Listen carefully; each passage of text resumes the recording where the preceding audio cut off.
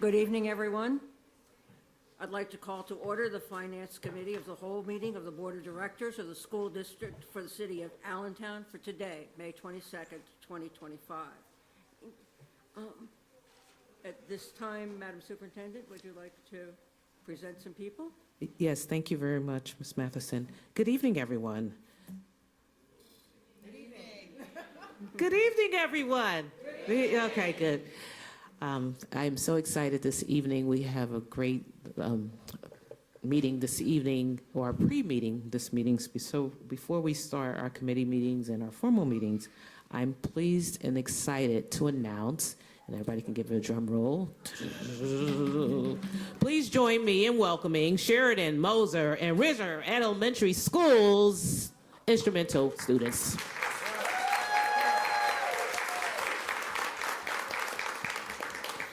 As they were rehearsing. Okay. The notice we got said 6:30 from the school. Okay. So we'll see if they are ready. Oh, okay. So since we need a little bit more time, why don't we do this? Tonight, I'm really happy, and I'm also a little sad. Tonight, we are going to showcase our student board representatives. We are honoring them for their service and their commitment. The students who are student board representatives, many of them also serve, all of them serve on my superintendent's advisory council, and some of them are graduating, and they've made such tremendous contributions to our learning community. Every policy that we've passed this year, various regulations, we've enlisted their thinking and their support. And let me tell you, they're tougher than we are with some of the rules they want to impose. So we are going to recognize them tonight. And so please join me. Ms. Reese is going to call the names. And if the school board directors, you could please join me down in the circle here so we can shake their hands and honor them. Okay. Ms. Reese. How many families are here tonight who have students who are being recognized as school board representatives? If you could just, please give them a round of applause. I say thank you very much for allowing us to serve you and your students. And so we're going to recognize them. All right. I don't think she is here yet, but from William Allen High School for the committee of the whole meeting. She is here. Wait.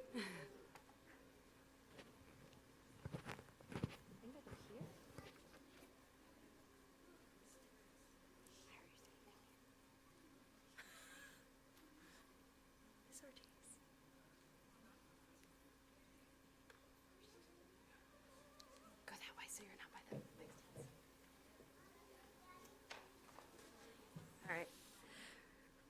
Representing Allen for the Committee of the Whole, Yanushka Santiago. I don't think she's...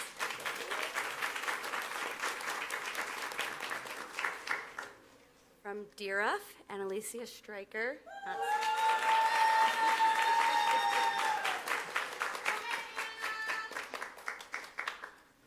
No. Girl, go sit in your seat. It's up there. And then with the board. Go to the board first. Once you get your certificate, you can stay down with the board, and then you can take your seat with your name tag. And from Building 21 for the Committee of the Whole meetings, Miss Adriana Rodriguez.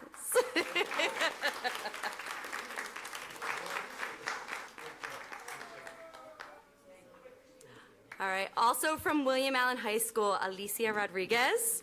Behind. There she is. You good? Got it. Where'd you go? Alicia Rodriguez. All right, fine, we'll just go in certificate order. From DRF,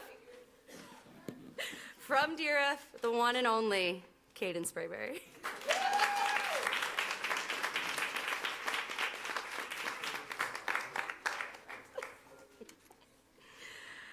Also from DRF, because I know he's behind me somewhere, Benjamin Carasquillo.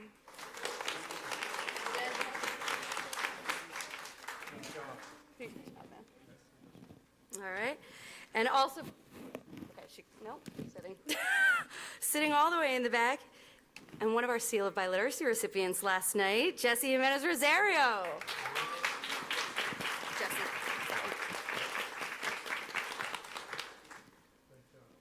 not joining us tonight, which makes me very sad, my intern, Kim Arias. Also from Building 21, Jalevette Baez. I don't know. From Building 21, Aliana Alexander. And our two remaining William Allen representatives, Annie Esther Dade and Linny Bello Castro.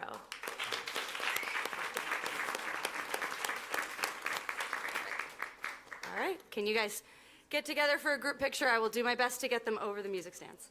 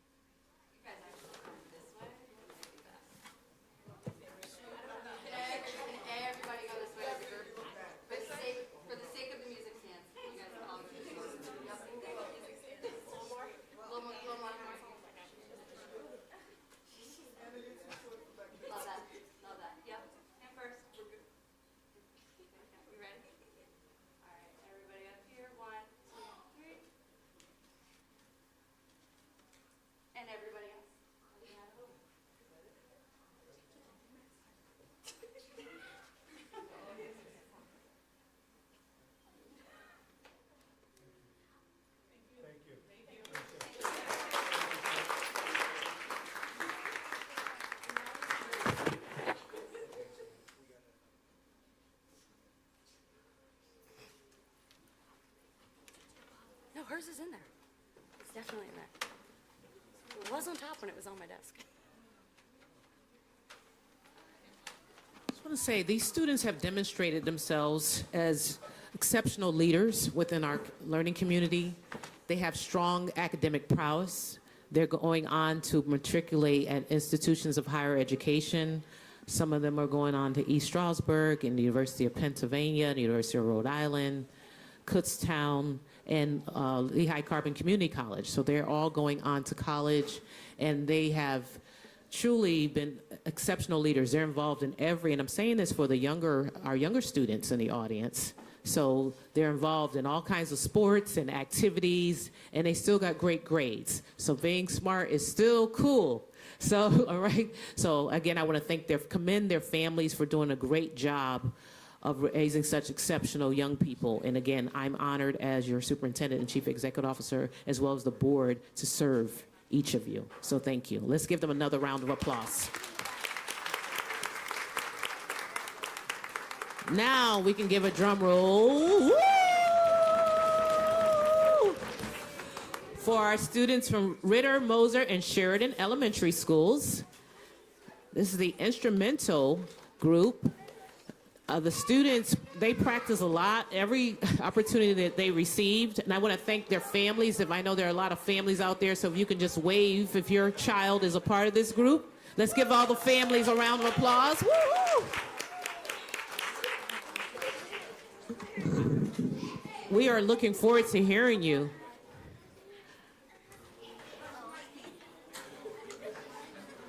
Oh, a lot. Big group.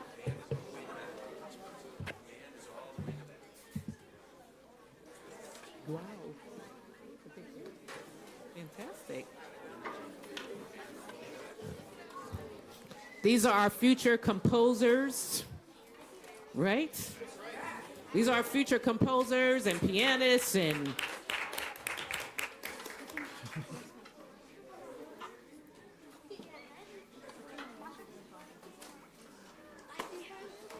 she's so cute. You see?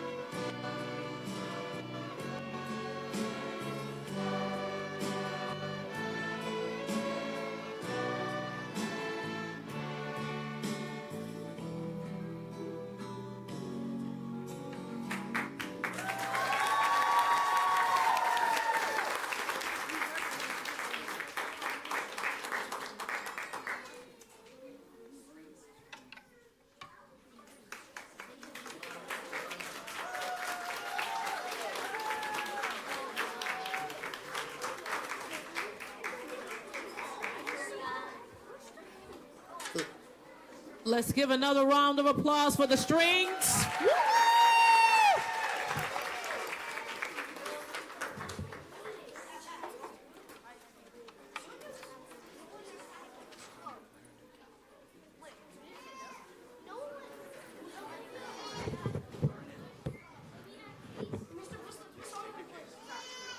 We want to thank Principal Shada and Mr. Buselitz for their hard work. Let's give them a round of applause. And if there are other school leaders here, I only saw them. Excuse me.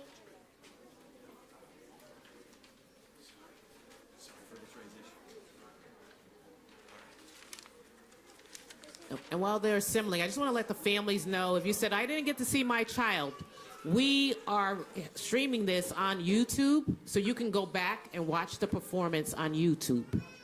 So if you didn't get a close-up picture, you can go back to YouTube and send it out to everyone in your family all over the country and all over the world.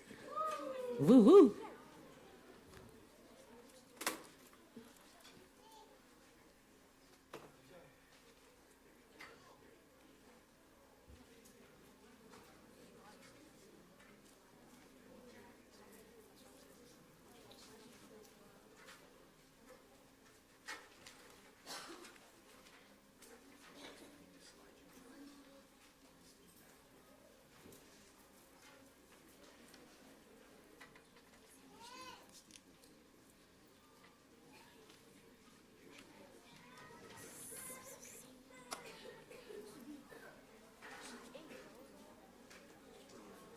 This second piece, sorry for the transition, it's called I'll Be There When You Need Me Most.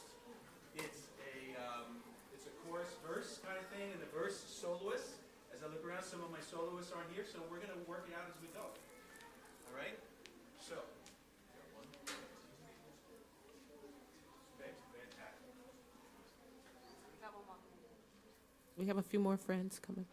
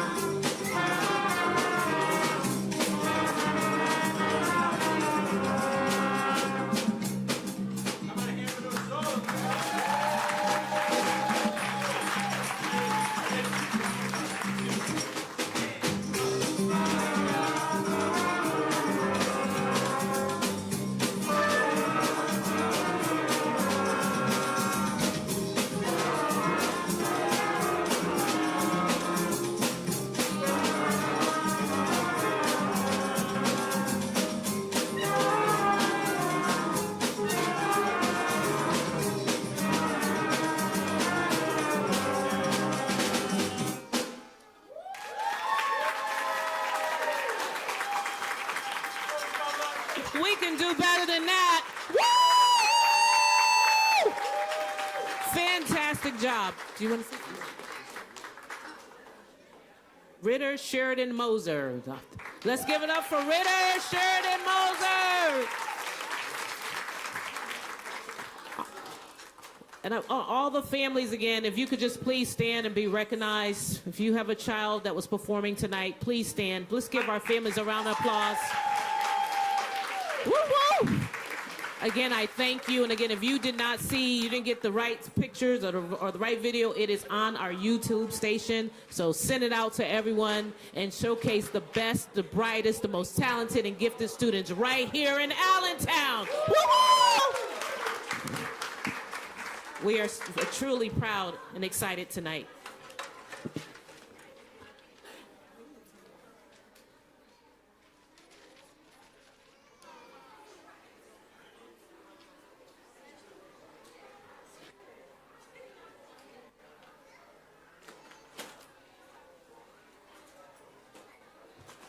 We can keep clapping for them. Great job, Mr. B. Thank you. We appreciate you. Fantastic work. Woo woo! Thank you, Principal Shada. You got 2 nights of performances. You did a great job, Mr. Yes. Music teachers amazing because to get it this young, all they do is point. You realize that? To get them, if, at the beginning, I'm saying, as an organizer, they don't say a word. It's amazing. Okay. So last night, Do you want, give them, it's still too noisy. right. So last night, we're gonna. Yeah, wait. That's okay. Juggling music stands, okay. Oh, wait.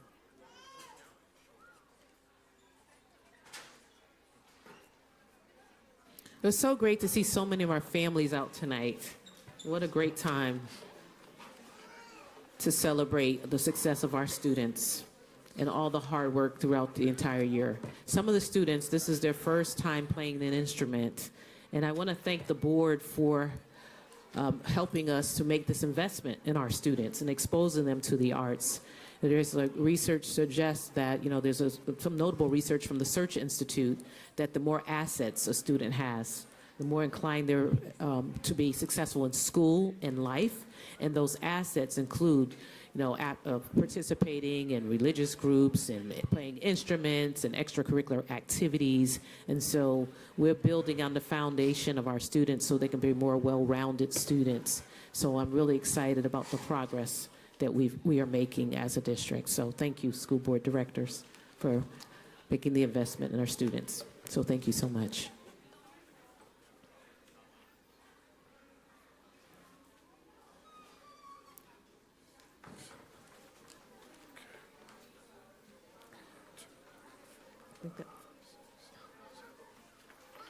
We're just gonna let everyone come in a little bit and close the door at least, and I'll talk. You didn't catch that. I think we got it in. The little one, they tried to go to the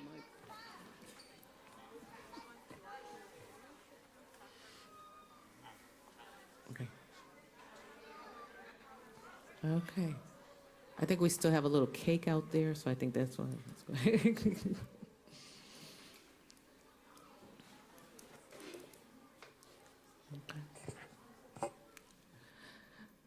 So good evening, everyone. Good evening, school board directors, to our families, my team, members of the public. Welcome tonight. Just want to say, last night at our You Are the Light celebration, we celebrated 280 members of our learning community, and they were nominated by their schools as their school's You Are the Light of the Year person. And we also had a number of students who achieved the recognition of the Seal of Biliteracy, in which they are multilingual. They've demonstrated academic proficiency to be considered multilingual. It's a credential that's going to appear on their diploma. So we're really excited about their accomplishments. Last night, we highlighted our early college students, and after we celebrated them, they went down and participated in the early college celebration at the PPL Center. So it was a great night to see them in their academic regalia, and it just was very heartwarming. And I know the school board directors really advocated, earlier on, a few years back, and we've expanded the program. So I want to thank you again. I'm so excited about seeing the students and their success. We also acknowledged members of our learning community who were Students of the Year, Teachers of the Year, Support Staff Person, and Administrator of the Year. There was such great energy in Symphony Hall last night. It was truly amazing. We had approximately 800 people in attendance at this event. We also recognized people who are part of our community who served 25 plus years of service. And one of them was Ms. Ramos. So I want to thank you for your hard work. And we had about 54 people who retired from the district, and they were really excited. We had a few minutes to just chat with them, and they were so inspired that they were ending their careers in the district on a high. So all those people who are retiring, we wish you much success, peace, grace, prosperity. And we do have some volunteer opportunities if you would like to come back. So let's please give a round of applause for the people who are retiring.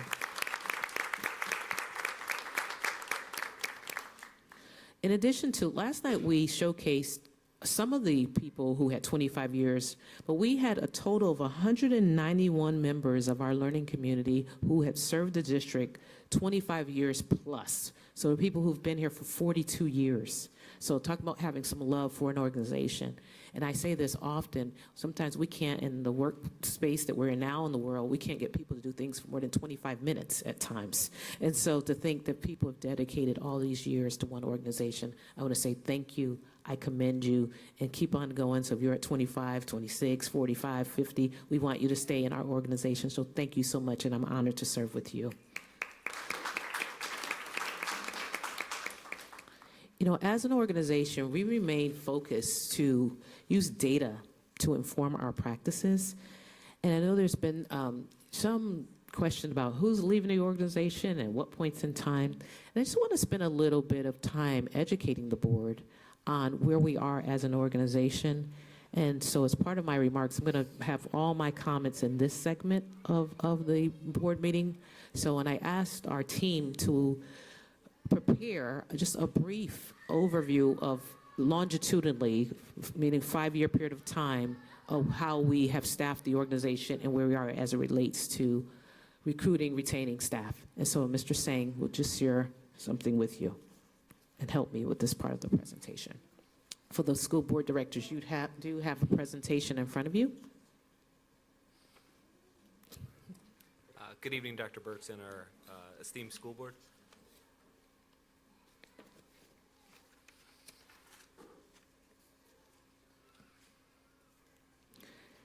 As we prepare, he's going to talk a little bit about national trends as well as where we are as it relates to our staffing.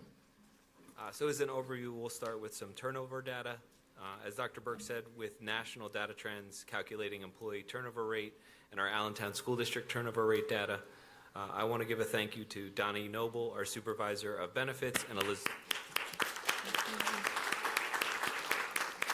Elizabeth Henning, Labor Specialist and Data Manager, for their help in this preparation.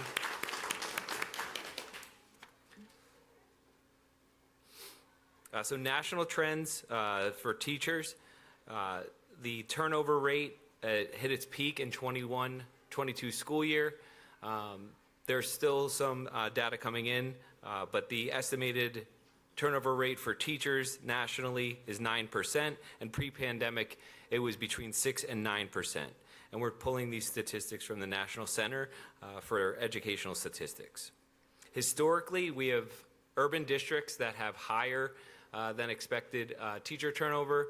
It's high in new teachers, with urban new teachers a concern that up to 70% could leave within 5 years. We also see this exacerbated in high-need schools, and reasons for leaving cited in this study were poor working conditions, inadequate administrative support, student behavior challenges, and job demands. National trends for teachers and principals, it is declining. there was that COVID-19 spike, but turnover rates for teachers and principals in urban districts are decreasing.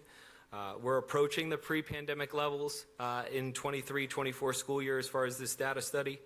And the gaps are narrowing between the difference in urban, suburban, and rural districts. But historically, urban districts have reported higher turnover than non-urban areas. For school staff as a whole, there is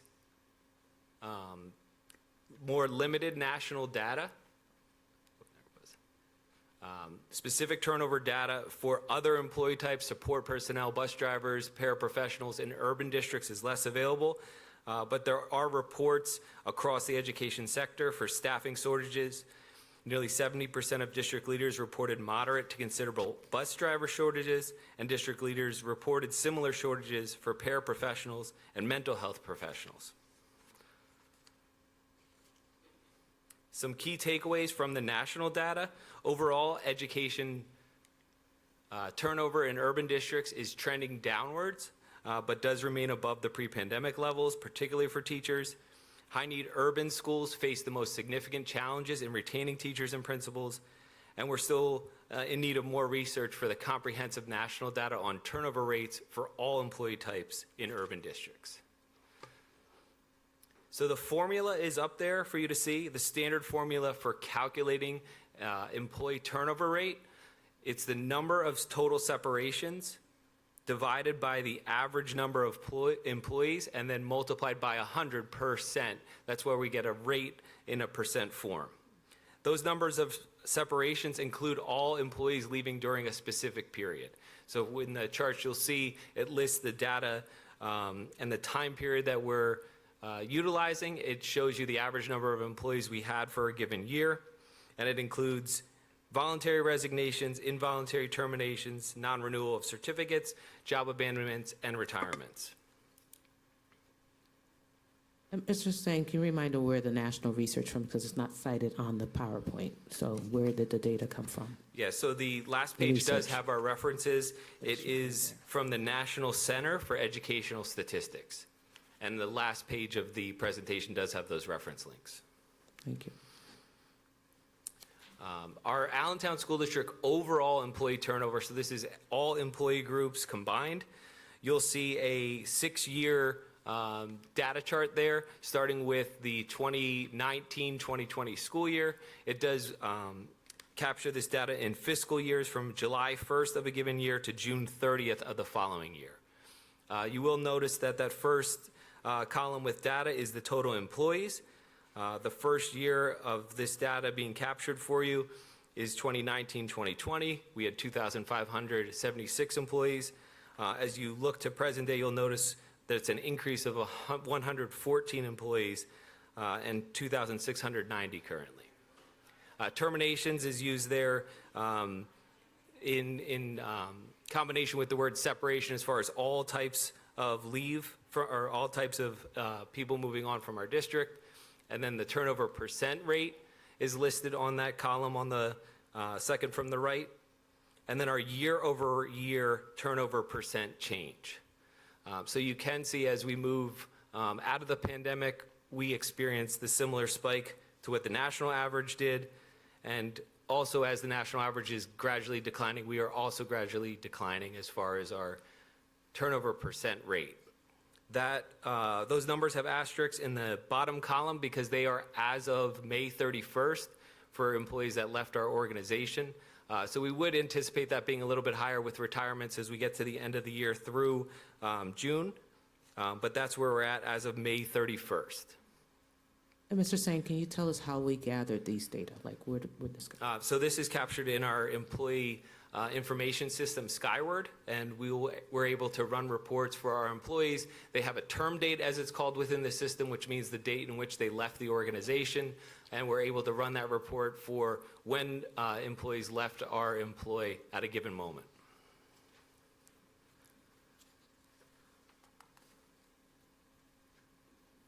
The following slide has our teacher turnover, so this is just specific to our teacher group. It again shows that same layout of years from July 1, 2019 through June 30th, 2020. And then The last column again shows us where we're at as far as our 24-25 school year. You again can see that spike right after the pandemic, and then a gradual reduction in the turnover percent rate year over year as we move to present day. And again, the asterisk is telling you that this is as of separations from May 31st.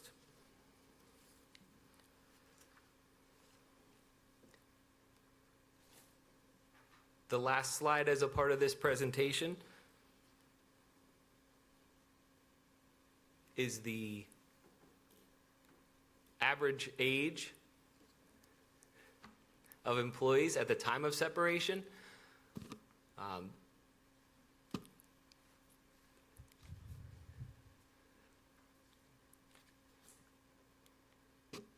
more time. There we go. The average age at the time of termination. As Dr. Burks has stated, we did just celebrate 191 of our staff members that have been here at least 25 years. We celebrated them over a 4-month period at our You Are the Light events. So that's speaking to members of our organization growing old with us and working until the end of their careers. 61 and 4/10 average for this year. Similar to our expectation that the turnover rate would go up slightly as we extend it all the way through the end of a year, we would expect that age to go up just a little bit as retirees that are finishing throughout the month of June are included in that average age.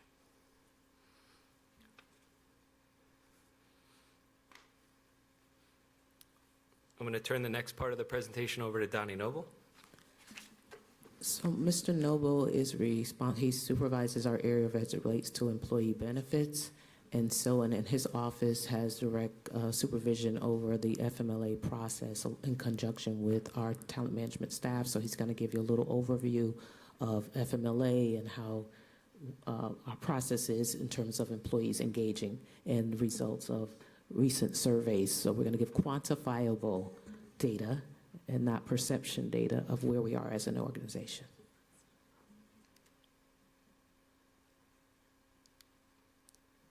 I'd like to start off with thanking Dr. Burks and the board for allowing us to implement this program.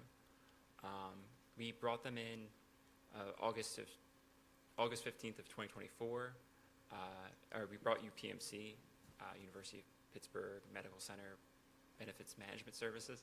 Doing business as work partners, it's a bit easier to say that. They provide us an online portal and a call center for processing our FMLA claims. The call center is open from 7 to 7 p.m., so it's captures a little bit outside of what your normal business hours would be for the benefit of the employees. And then some of the other services that they provide are claims management, claims-related customer service, account management, call center customer service, and system availability. So there's really an online portal. The call center, like I said, we have a weekly meeting with account management to review all the cases to make sure that if there's any issues that they get resolved in a timely manner. In this presentation right now, we're going to go over the call center customer service performance, as well as the current usage of the system.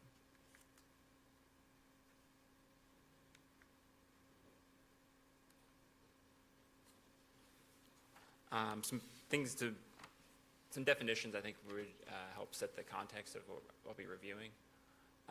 First is intermittent FMLA. There's two types of FMLA that we're going to be reviewing here. Intermittent FMLA.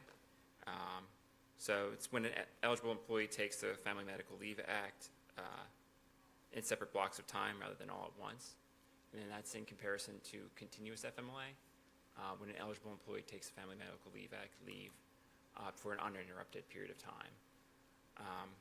And some more context to FMLA was enacted in 1993. It's a federally mandated law. There's different, I would say, flavors of it, so to say, so the employers can employers even and educational institutions can have different ways that manage it. In essence, what it's doing is protecting employees' position.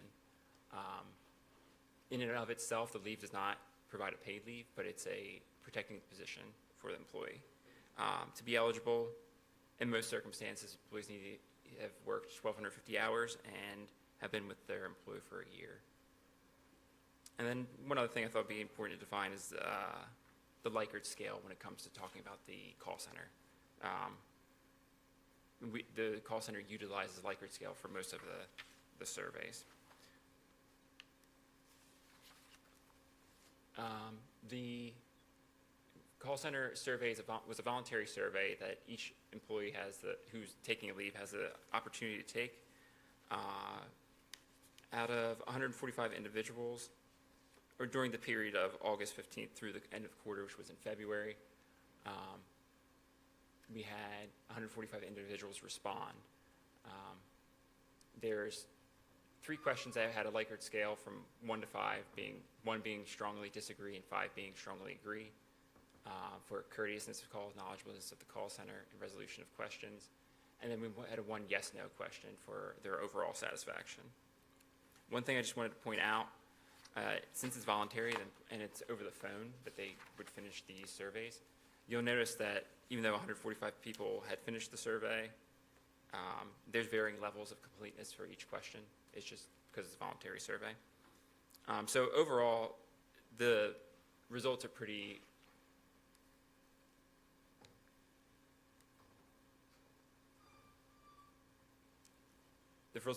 overwhelmingly positive. In most cases, people had really, 5 being the highest score, appreciated the courteousness of the call center.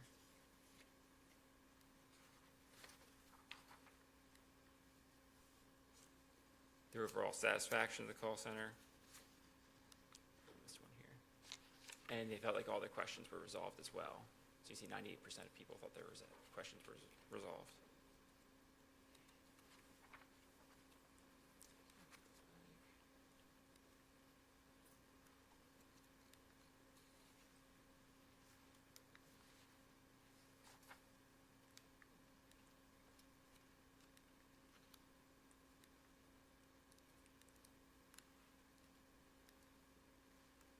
So now I'm going to go over kind of the composition of the leaves. Or actually, no, I'm going to go for reasons of leaves. So you'll see mostly it was employee health conditions were the reasons for the leaves. 76% of the leaves were for employee health conditions. The other remaining portions were pregnancy and maternity. So pregnancy and maternity include the actual pregnancy portion of the pregnancy and disability. And then for child bonding as well, which is 7.8%. And then we had about 0.2 for adoption, and then 1% for family health condition.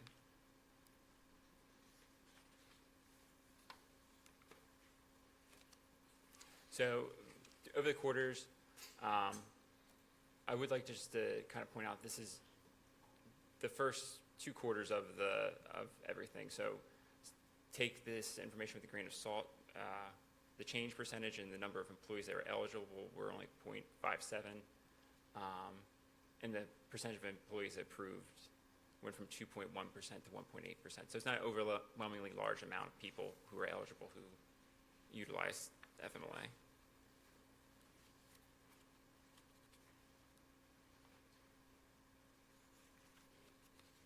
And then this is some of the approval numbers here.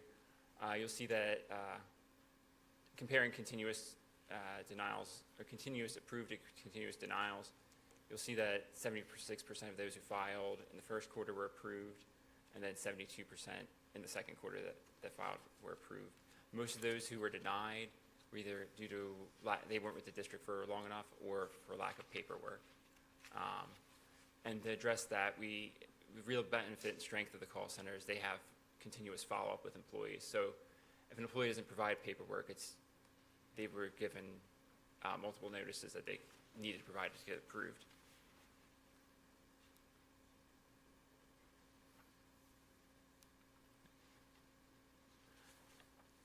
And then some productivity metrics here. So you look at the first line, it shows the average duration of the leave.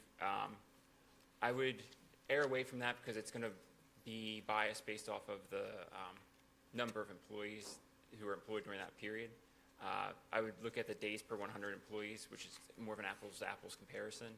And you can see there's a slight decrease in the number of employees that per 100 days that were eligible and got approved or used their time. And the other thing to point out, the lost hours of work, it's overall, it's not just one or two, it's all of the employees together for lost hours of work.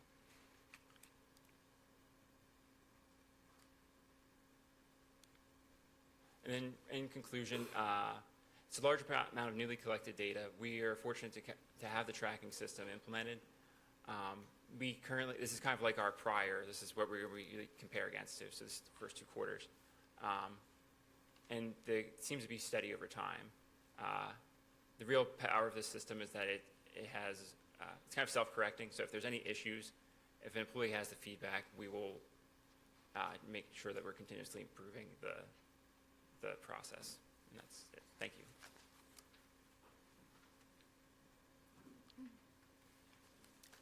I want to thank you, Mr. Noble and Mr. Singh, for compiling these data for the board to understand where we are as it relates to our employees, as well as our FMLA process. And, you know, I asked our team to gather data prior to this year. However, in full transparency and creating more, we're working to be aligned with our strategic plan, and within our strategic plan, we have an area of creating organizational efficiencies and effectiveness, and that's why we're using the platform so we have an adequate representation of where we are, as well as a more objective way of our employees participating with FMLA and uploading the materials, and so that we can kind of try to mitigate some of the internal, maybe human error around this. And so I want to clarify, because I know there were some questions on the previous board meeting and before, and I wasn't present, so I didn't want us to get into it. I thought, as a teacher, and trying to be a good teacher, that would show you visually some of the metrics that we shared and that were stated. Are there any questions about this before I go on to the rest of my report? I have a question. I noticed in the categories for reasons for leaving, I didn't see anything that showed that any of the leaves were due to work-related issues. Have we received any information on employees that was related to work issues? So you mean for FMLA or for the general? So can Mr. Noble tell us how that works, please?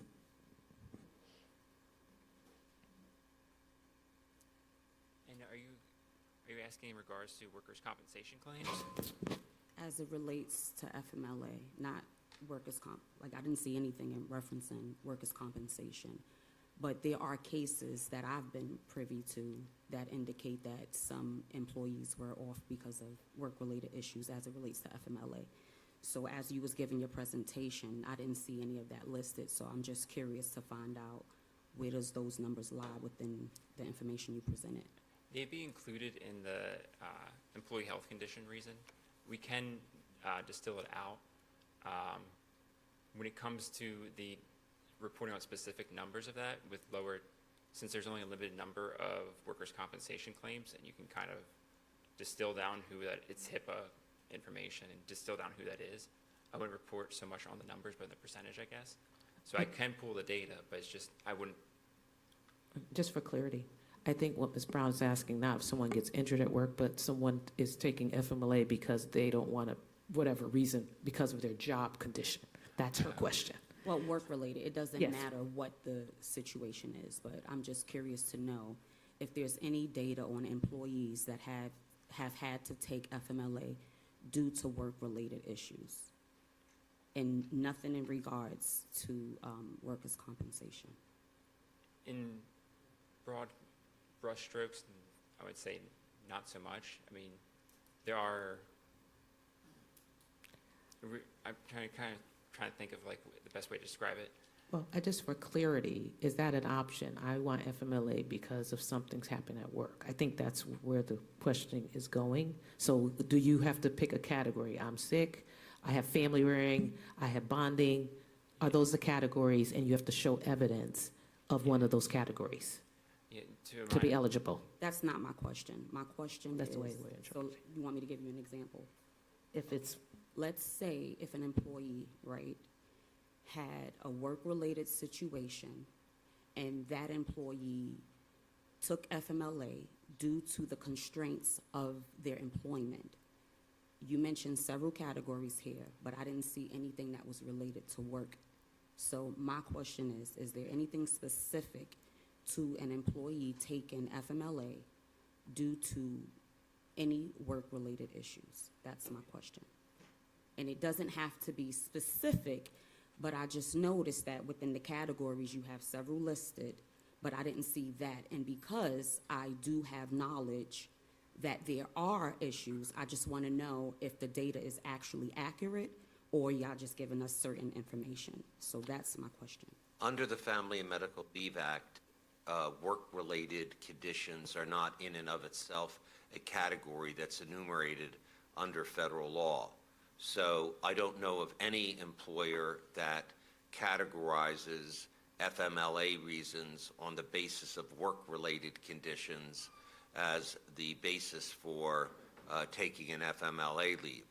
Obviously, you can take an FMLA leave because of a sickness or illness that might have a causal connection to somebody's work, but I don't know of any employer that categorizes it in that fashion.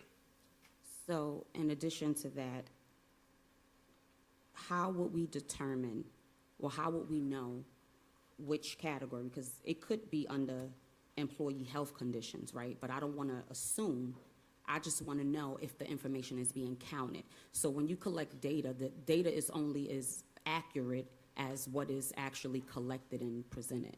So I'm trying to figure out if any of these issues that have been brought to the board's attention are actually within the data. Well, workplace issues would not be separately categorized. I don't know if That's the, not what I said. let me finish. But other reasons for family and medical leave, which could be care leave, care of a family member, care of a child, which is an appropriate reason for family and medical leave, would be categorized. But I don't know how you're going to be able to draw the connection between workplace-related dissatisfaction or problems to FMLA. Okay, so I guess I'm done asking the question, right? But what you just stated is not what I asked. Okay. That's not what I stated. So I Then feel like, I'm not sure what you're trying to ask. If your question was, I thought workplace-related incidents, that would not directly.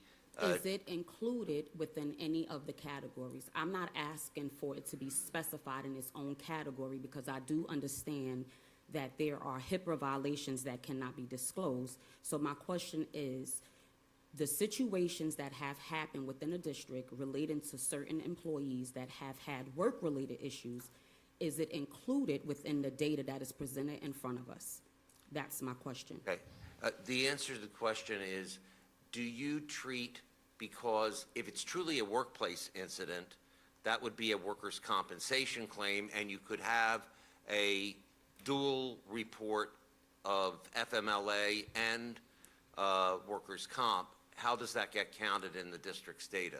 That's not my question. Workers' compensation has nothing to do. I'm not talking about a work-related injury. I'm not talking about someone who came in and stubbed their toe or fell down the steps and now they have an injury. They have to go to the doctor. They have to have an assessment and figure out if they can come back to work or if they should be placed on light duties. Those are not my questions, right? My question is, I'm gonna give you an example, and the example is not pertaining to anyone specific. Let's say if there's an employee that works for the district and this employee felt that they have experienced a certain level of distress, and this employee happened to have FMLA for a certain period of time due to the mental status of that employee, and I guess you could say the employee still is at work or returned to work, but if you have a situation like that, is it categorized, because it's under FMLA, that employee specifically had FMLA, is that employee in this data? If they were, I don't want to give too much information because we're not supposed to give personnel matters out, but I just want to know, is it included in the data? if they were approved for FMLA and they applied for FMLA, it would be in here. Okay, so which category? Employee health condition. Okay, thank you. That was my question. Right. And can I just, for clarity, just summary of what makes a person, I know you went over when someone calls, because if you can walk, and I think this is important for clarity of understanding. If someone says they need FMLA, what happens in this district? First, someone needs FMLA, they're sick, child rearing, whatever it is. What happens? Do they call the University of Pittsburgh? What happens? So we initially reach out to them, give them a communication of what they can do to file on their own. If the employee indicates that they either are uncomfortable with filing on their own or they need some support with filing, our office will support them with that as well. We've kind of tweaked some things because we've provided them the information, then we find that some people may not file. So we'll initiate the claim for them and then really leave it up to the individual to complete that process. And like I said, the biggest strength of this system is there's multiple notices that go out to the employee. So if an employee doesn't want to file, they really have to ignore multiple, like 3 or 4 communications before their claim gets denied for lack of paperwork. There's certain deadlines that are required. So like within 5 business days of receiving notice, that's when they'll get the first initiation for the claim. And they also provide paperwork that's completed by their healthcare provider indicating why they're going to be out. Okay, and so by federal law, are these the categories that you mentioned, the only way you can get FMLA? Based on this health, family health, pregnancy, maternity, bonding, adoption, foster care, employee, are these the only employee health conditions? Are these the only categories that will qualify you for FMLA? That currently have been used. There's one for military as well, but Okay. yeah. Yes, okay. I just want to be clear. So you got to pick one of these categories, and then it's determined if you're eligible. Okay. So I'm aware of the categories, right? Again, the question was, I wanted to know if all the information was being captured. So again, the example that I gave would be under medical. However, I wanted to know if it was being calculated, not if it was a medical. I wasn't trying to determine if it was a medical, FMLA medical situation, right? But I wanted to know if it was actually counted in the data. So I didn't receive the answer to that, but you said it would be within that category. Is there a way that the board could receive that information via email? If, Can you? go ahead, go Yeah, ahead. can you, the only thing, I didn't say anything, I just was waiting to finish. I So- heard somebody Okay, it say- wasn't me. Okay, so I want to be clear what you're requesting, though. So my question is, because it seems like the question is not going to be answered, right? The information in employee health conditions, right? If any of those are due to work-related issues, not saying that the public would have access to all that information, because I'm asking a question here and I'm not getting the answer. So if it's a private question, right? If it's a private question and it's something that should not be disclosed here, I don't know, because it seems like the question is being avoided. I want to know if that information is included in the numbers, because the numbers do not seem accurate. So how would I find out as a board member if employees' issues are included within the category of health?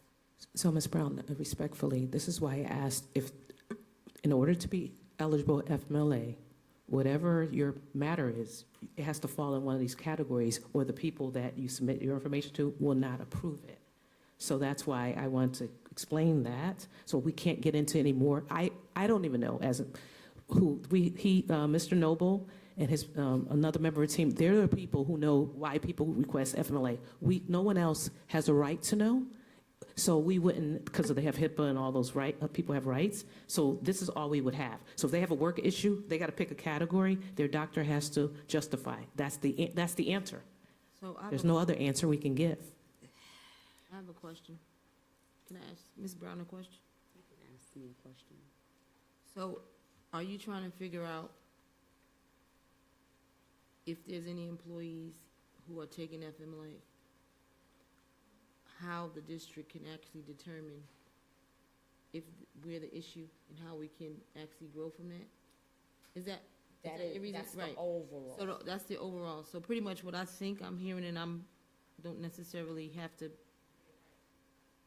it's very clear in terms of they have specific categories in which you can actually apply for FMLA. Whether I stumped my toe or if I was abused by Mr. Sultanic. I'm just joking. But at any rate, if I apply and I'm approved, it goes in that health category. So we understand that part. But I think all of this, which appears to be great, right? Because we're coming up with solutions, right, to problems. I think pretty much what and I can't speak for her, she has to correct me if I'm wrong. She's saying, okay, we have this data, that's wonderful, but are we capturing what we need to do as it relates to our employees? If there are some health-related issues as a result of the district, whether it be the chair being in the middle of the floor and I stump my toe, or somebody's just need a little bit more training or something. So I just want to make sure I'm understanding culture. your question. Sorry if I interrupt you. Are you saying, are we capturing, if someone says, I need FMLA because I'm stressed at work? Mhm. Okay.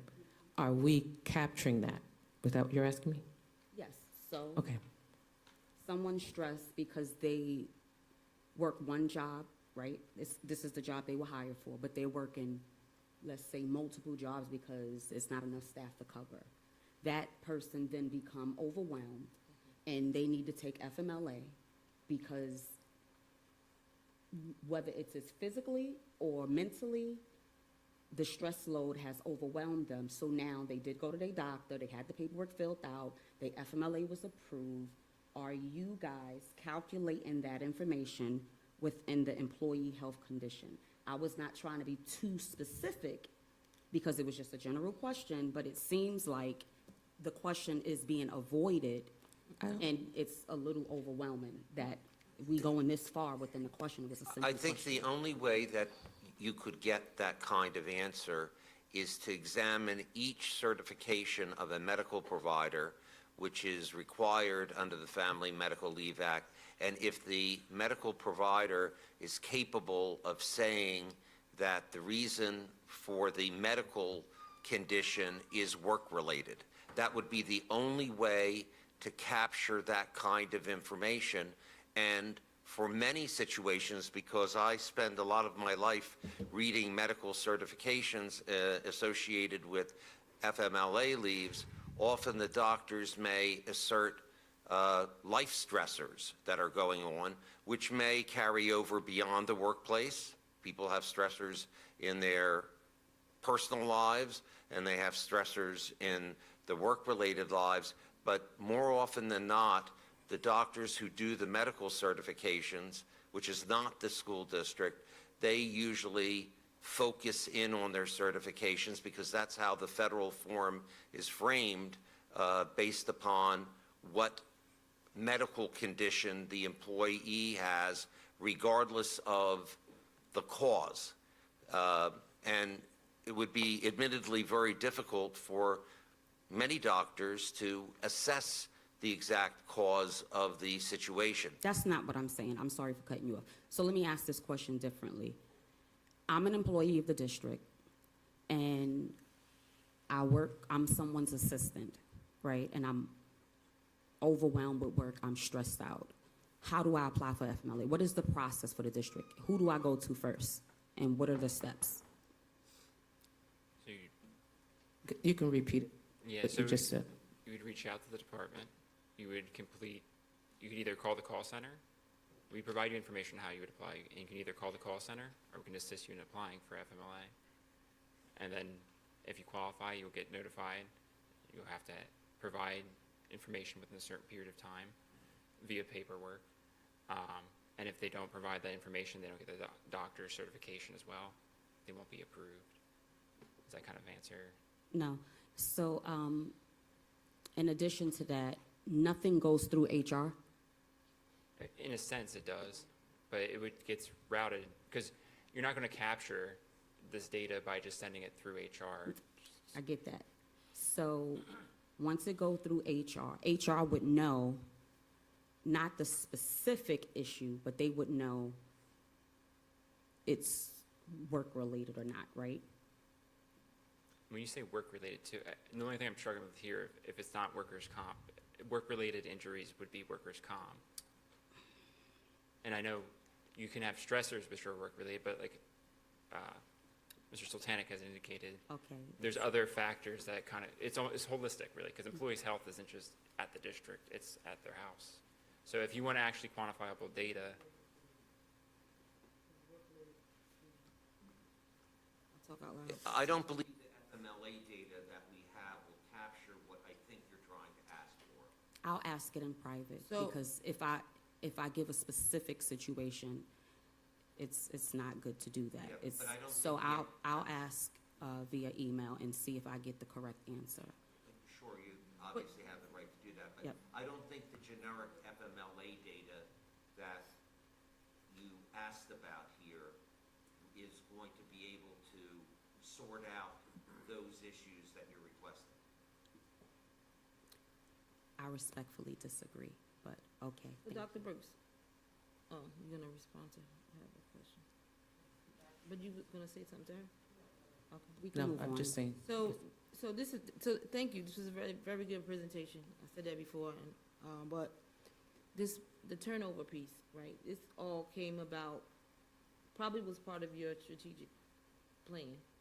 But this came about when we talked about, exit interviews and things. We've been talking about that forever. Yes, And so, and it's just good practice. what I'm hearing, right, I'm hearing is this is part of the climate and culture piece, but I think the piece that you're attaching it to, we talking a lot about FMLA, but I think it has a lot to do with,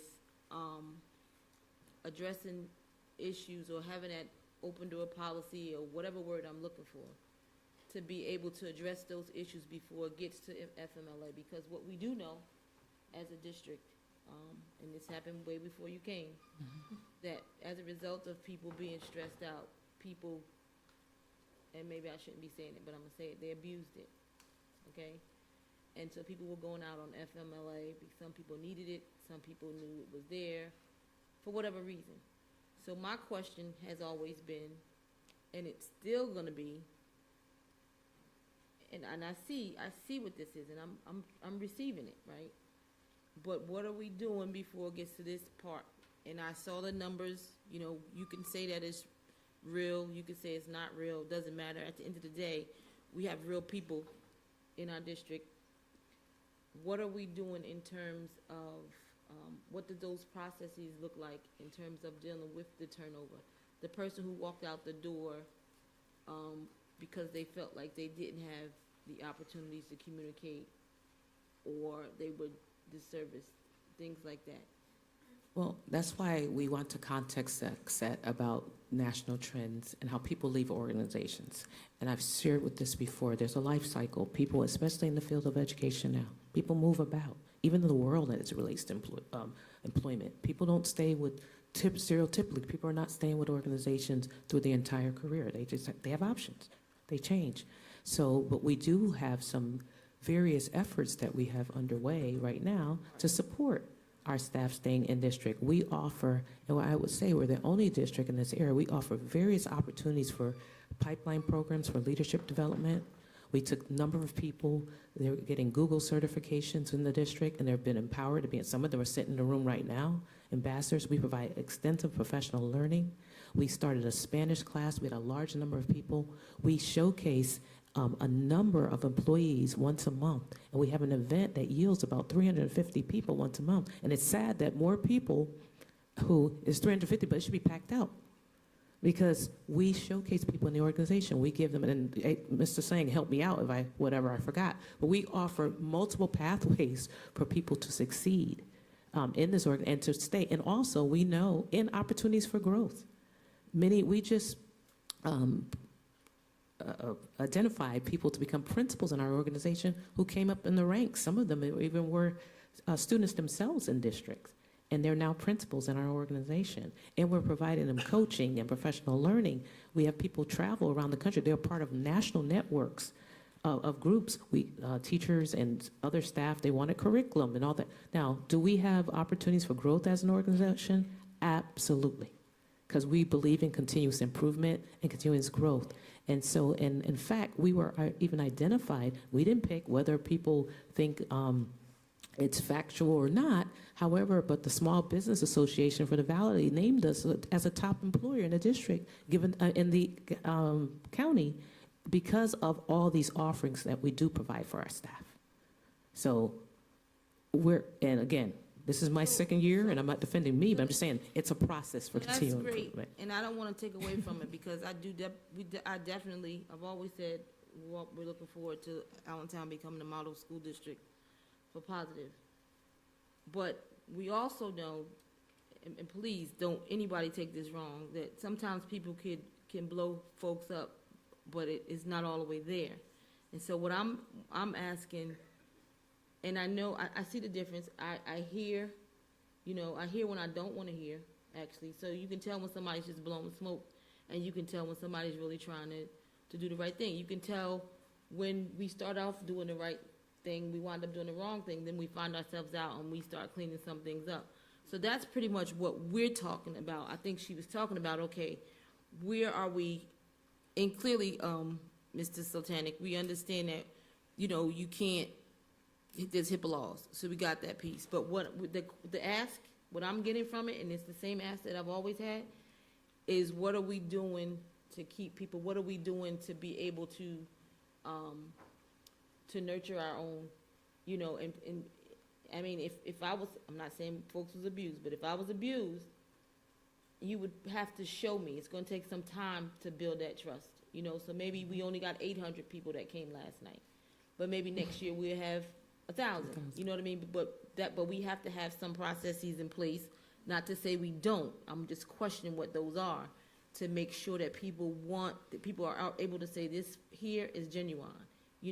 Maybe I was in the district before. We have people who have left. I know we got a lot to do tonight, but I know we've had people in the district who have been here, they left, but then they saw the change and they came back, right? So obviously something had to happen. So I think that's what the questioning is around, Ms. Brown, and as it relates to that and the actual data that's being shown. Okay, so I listed quite a few, just off the top of my head, but if the board wants the list of all the... I don't want anything else. Okay, I just want to make sure I'm clear what's being asked. I just want to make sure we're on the same page, right? Because nobody's angry but the devil. The thing is, what are we doing with the people that we have? What do those processes look like? How are we growing? I saw the numbers. I believe it. I have no reason not to believe it.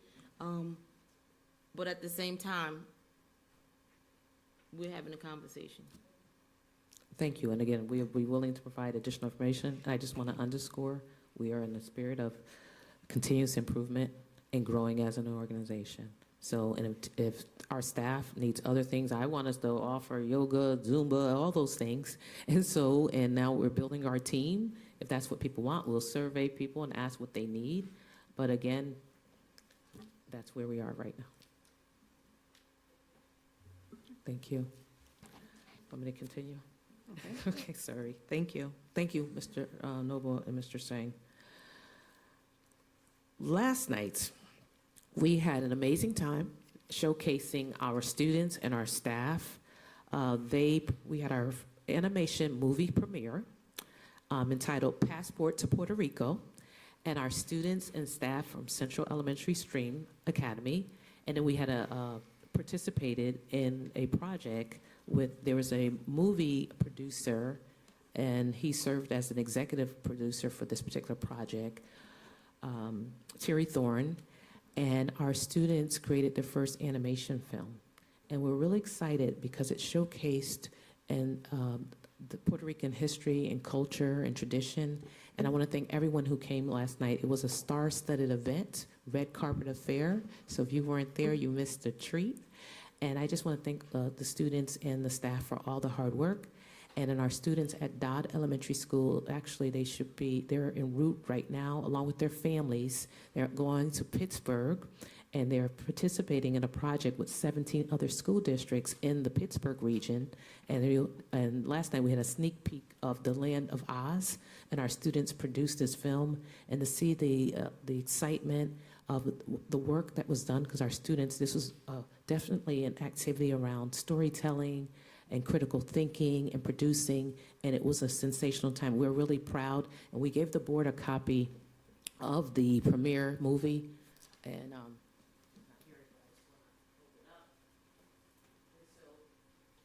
us really happy.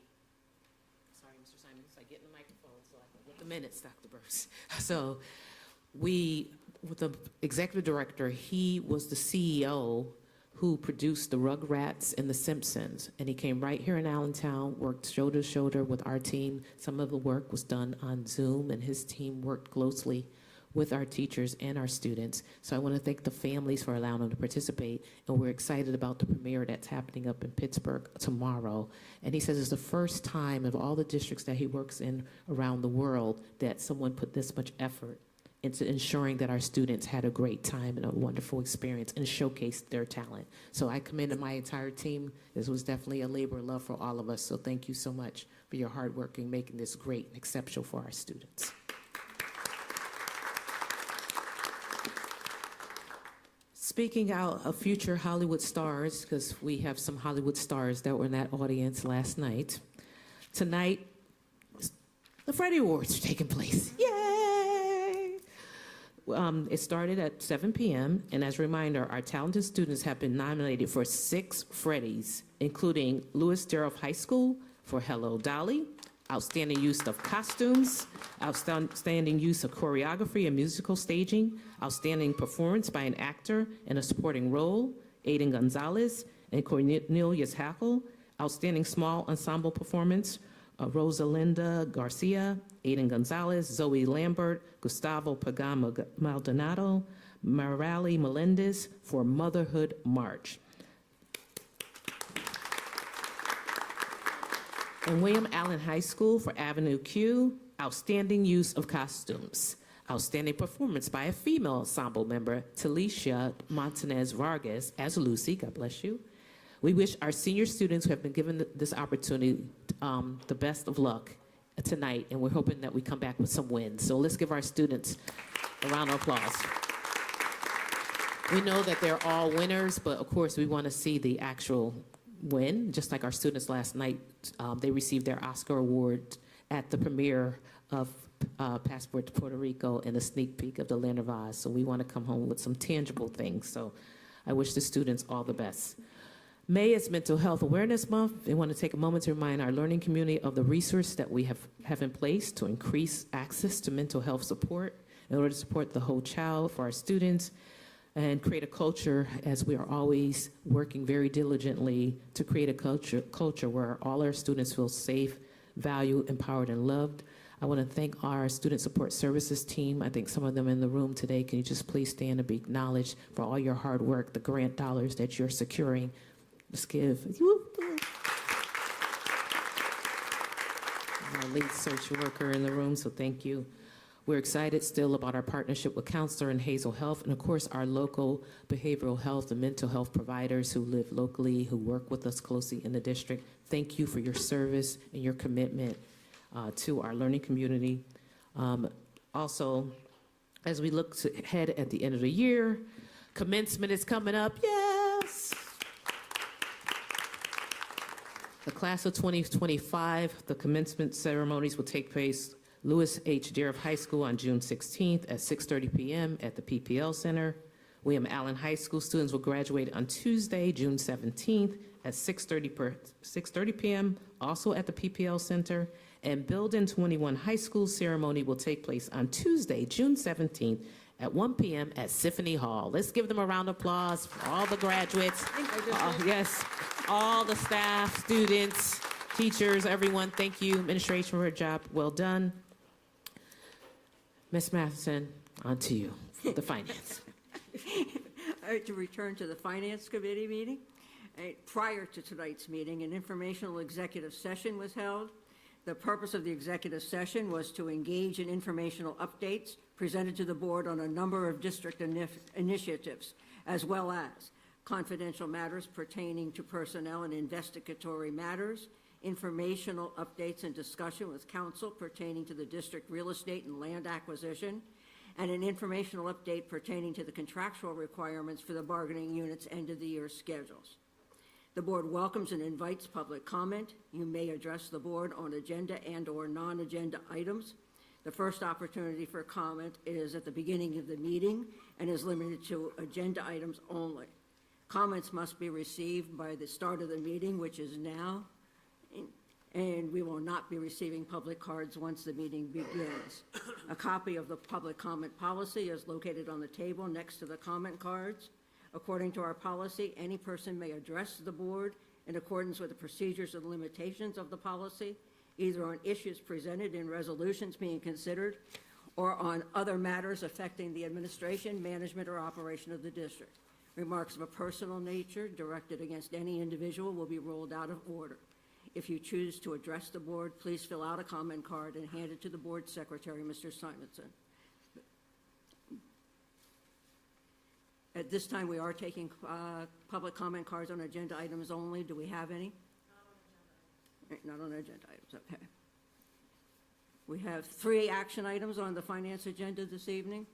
For the first action item, Mr. Cuff is requesting approval from the School Board of Directors for the 25-26 fiscal year budget. Are you ready to give us the background information we need? Absolutely. Thank you very much. First of all, I'd like to thank everyone who attended the budget forum last week. It was very well attended. We had a lot of interaction. It was great. And for those of you who weren't there, I believe it is accessible on our district website. You can go back, you can review it. I think I would encourage you to take the opportunity to go back and look and see, because I think it gave you a quick snapshot of what we do as a school district and what it takes to actually prepare a budget for our children. Okay? So, you guys ready?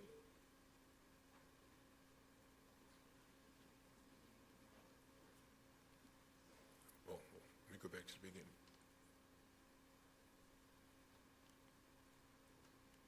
Let's go all the way back to the beginning. Okay, there we go. Thank you. Awesome. So,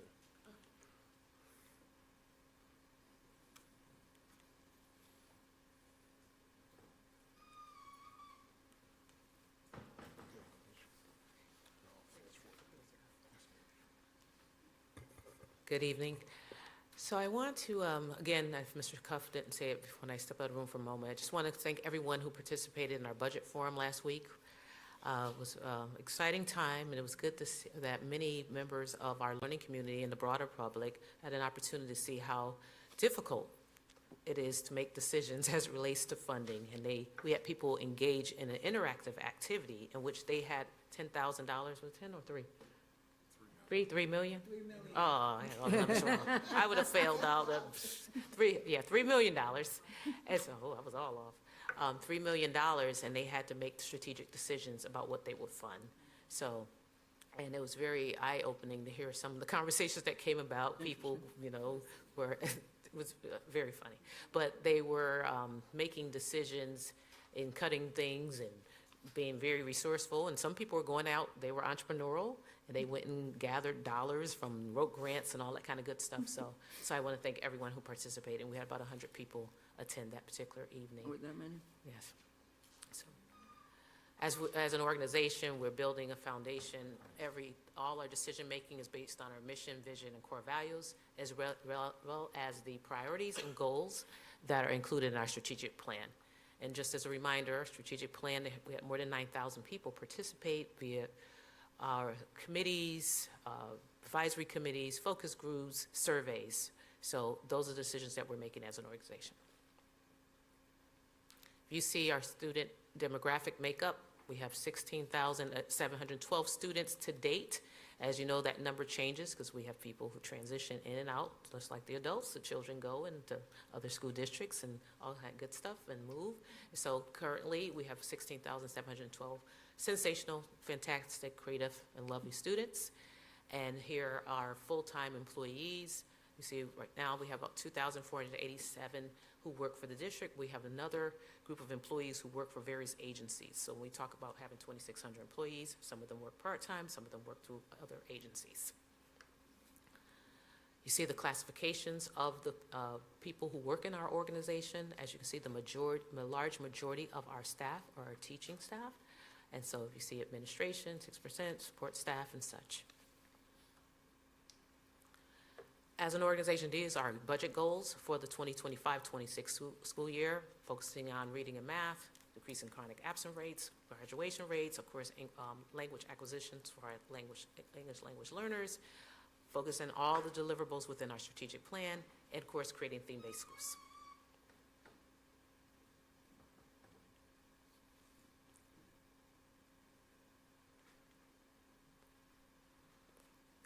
If you look historically, and Mr. Cuff is going to talk about money, so he's going to give you a historical context of our funding, and we'll talk about our proposed budget and our revenue for the rest of the presentation, and our initiatives that we intend to focus on, just to highlight a few of them within the presentation and for the year.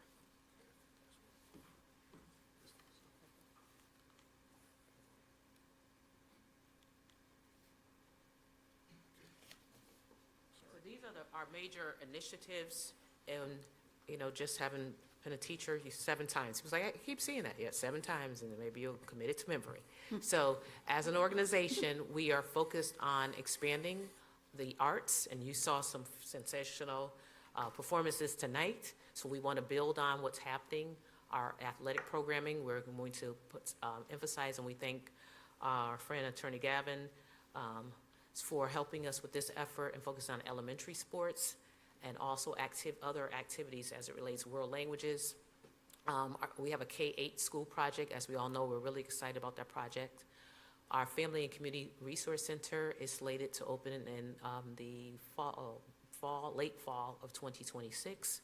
We can continue to work on revising our curriculum. We know we gave teachers a lot of new curricula, so we know we need to assess and they need additional support, so we will plan professional learning and have some more conversations. I know our team has begun to talk with teachers and find out what they need to support them with the curricula offerings.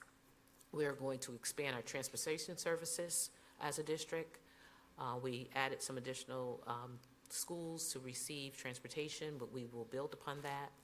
And then we're also focused on creating multiple pathways in theme-based schools. We're excited, and we mentioned this to the school board of directors before. 5 of our schools have been identified as Verizon Innovation Learning Schools. And as a result of that, we're focusing on their curricula and giving them some additional resources to support them in building out the Verizon Learning Center, the Verizon Innovation Learning Schools. Of course, in all our other theme-based schools that we launched this year, and building on all the resources that those schools need. And we'll begin to have conversations about pathways, other additional pathways around early learning, and various partnerships that we'll bring before the board within the next couple of months. Thank you. Thank you, Dr. Burks. So what I'm going to talk about in the budget is, in essence, is an investment in our education process and in our children. So I'll talk about our investments, what we have coming up, and our projected revenues for the upcoming year for 25-26. So you'll see here, this is the revenue portion of our budget. So every budget is composed of a revenue side as well as an expenditure side. And you'll see here that our revenue side is composed of a little over $481 million. So this is an investment that we are putting into our educational process, putting into our children, putting into our community. So you'll see our revenue is broken up into 3 components. Your local revenue, and I'll touch on each one, your local revenue, your state revenue, and your federal revenues.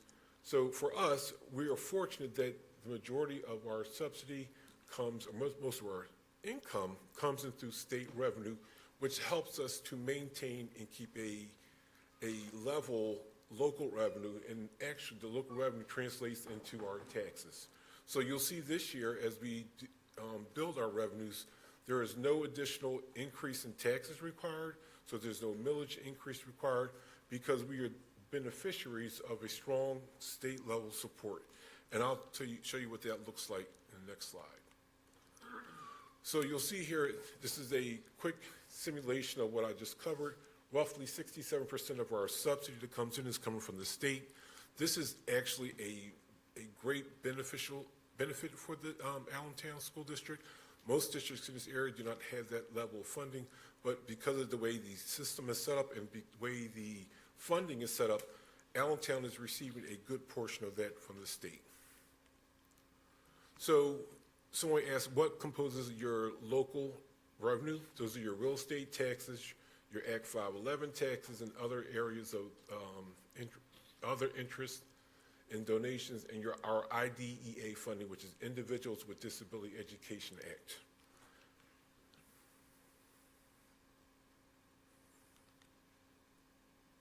So you'll see here how that's broken up for local revenue. The major portion is coming from real estate taxes, as I stated before in the previous slide, and I'll state it again at the end. This year, we are not calling or requiring additional real estate or increase in additional real estate taxes. And you'll see our total local revenue is approximately $124 million.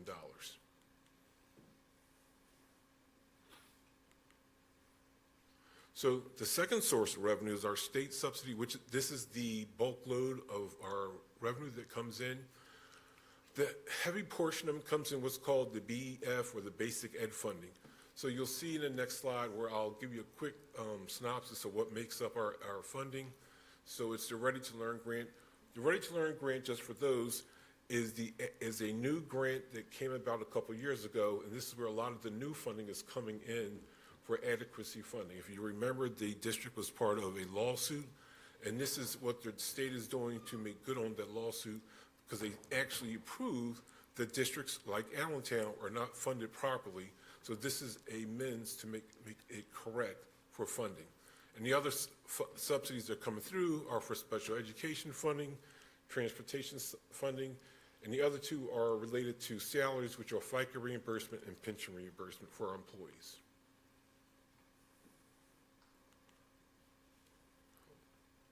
Okay, so you'll see here, as I stated, basic ed is the bulk load of our state funding. That's roughly $200 million. This year, we're getting ready to learn money, as I stated. That's an increase over our prior year subsidies. And you'll see there's a list of state subsidies that the district is slated to receive. The next biggest one going down is our pension reimbursement, and you'll see also an increase in our special education funding from last year. So the total subsidy for state revenue is a little north of $333 million. So the third source of revenue is our federal money. So the major portion of our federal money comes from our major title block grants, which are Title I, II, III, and IV. And you can see what the description is and what they provide, what services they provide to the district. So what we did this year, and a lot of questions came up in our budget forum, we kept our federal funding flat from last year. We made no increases, no changes in our federal funding. Because there's a lot of concern that what level of the funding will come in from the federal government. We got information this week that federal funding, we should know probably by the end of June, probably early July, but we kept our funding flat from last year's sources. So we talked about the revenue side. We'll quickly talk about the expenditure side and our investment in our children. So our expenses are broken up into 5 major categories, which are instruction, support services, non-instructional services, facilities, and our debt. We're going to see, the major area which you would anticipate with the school district is going to be based in our instructional support services. And I'll show you what that looks like on the next slide.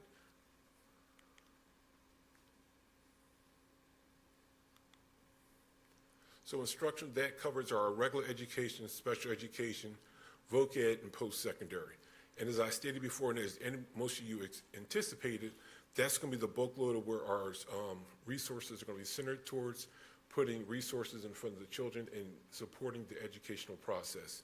Second to that is going to be support services. These are all the services that you anticipate supports the educational process between student services, guidance services, counseling, transportation, IT, maintenance, public health.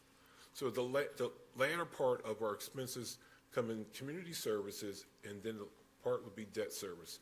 Debt service, for those who ask, because it's an awkward term, is basically your credit. It's the money that we put out for building buildings or building facilities or investing in our property. So that's what debt service is.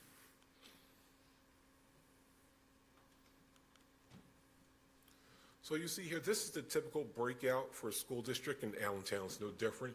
This is primarily where our expenditures are centered. As I stated before, the major portion is going to go to salaries and benefits. Some of it going to supplies, contracted services. Your contracted services are going to be what we do for our transportation and for any type of resources we have with the IUs or anything of that nature. So I'll show you what Allentown looks like. You'll see here, this is the breakout. And what you'll notice here, the total, again, we're at that $481 million figure. And what you're going to see on the next slide is that is exactly what our revenue is. So our goal this year, and you have to do this by school code, you have to have a balanced budget. So right now, with the revenues that we have coming in, our expenditures, we are at a balanced budget.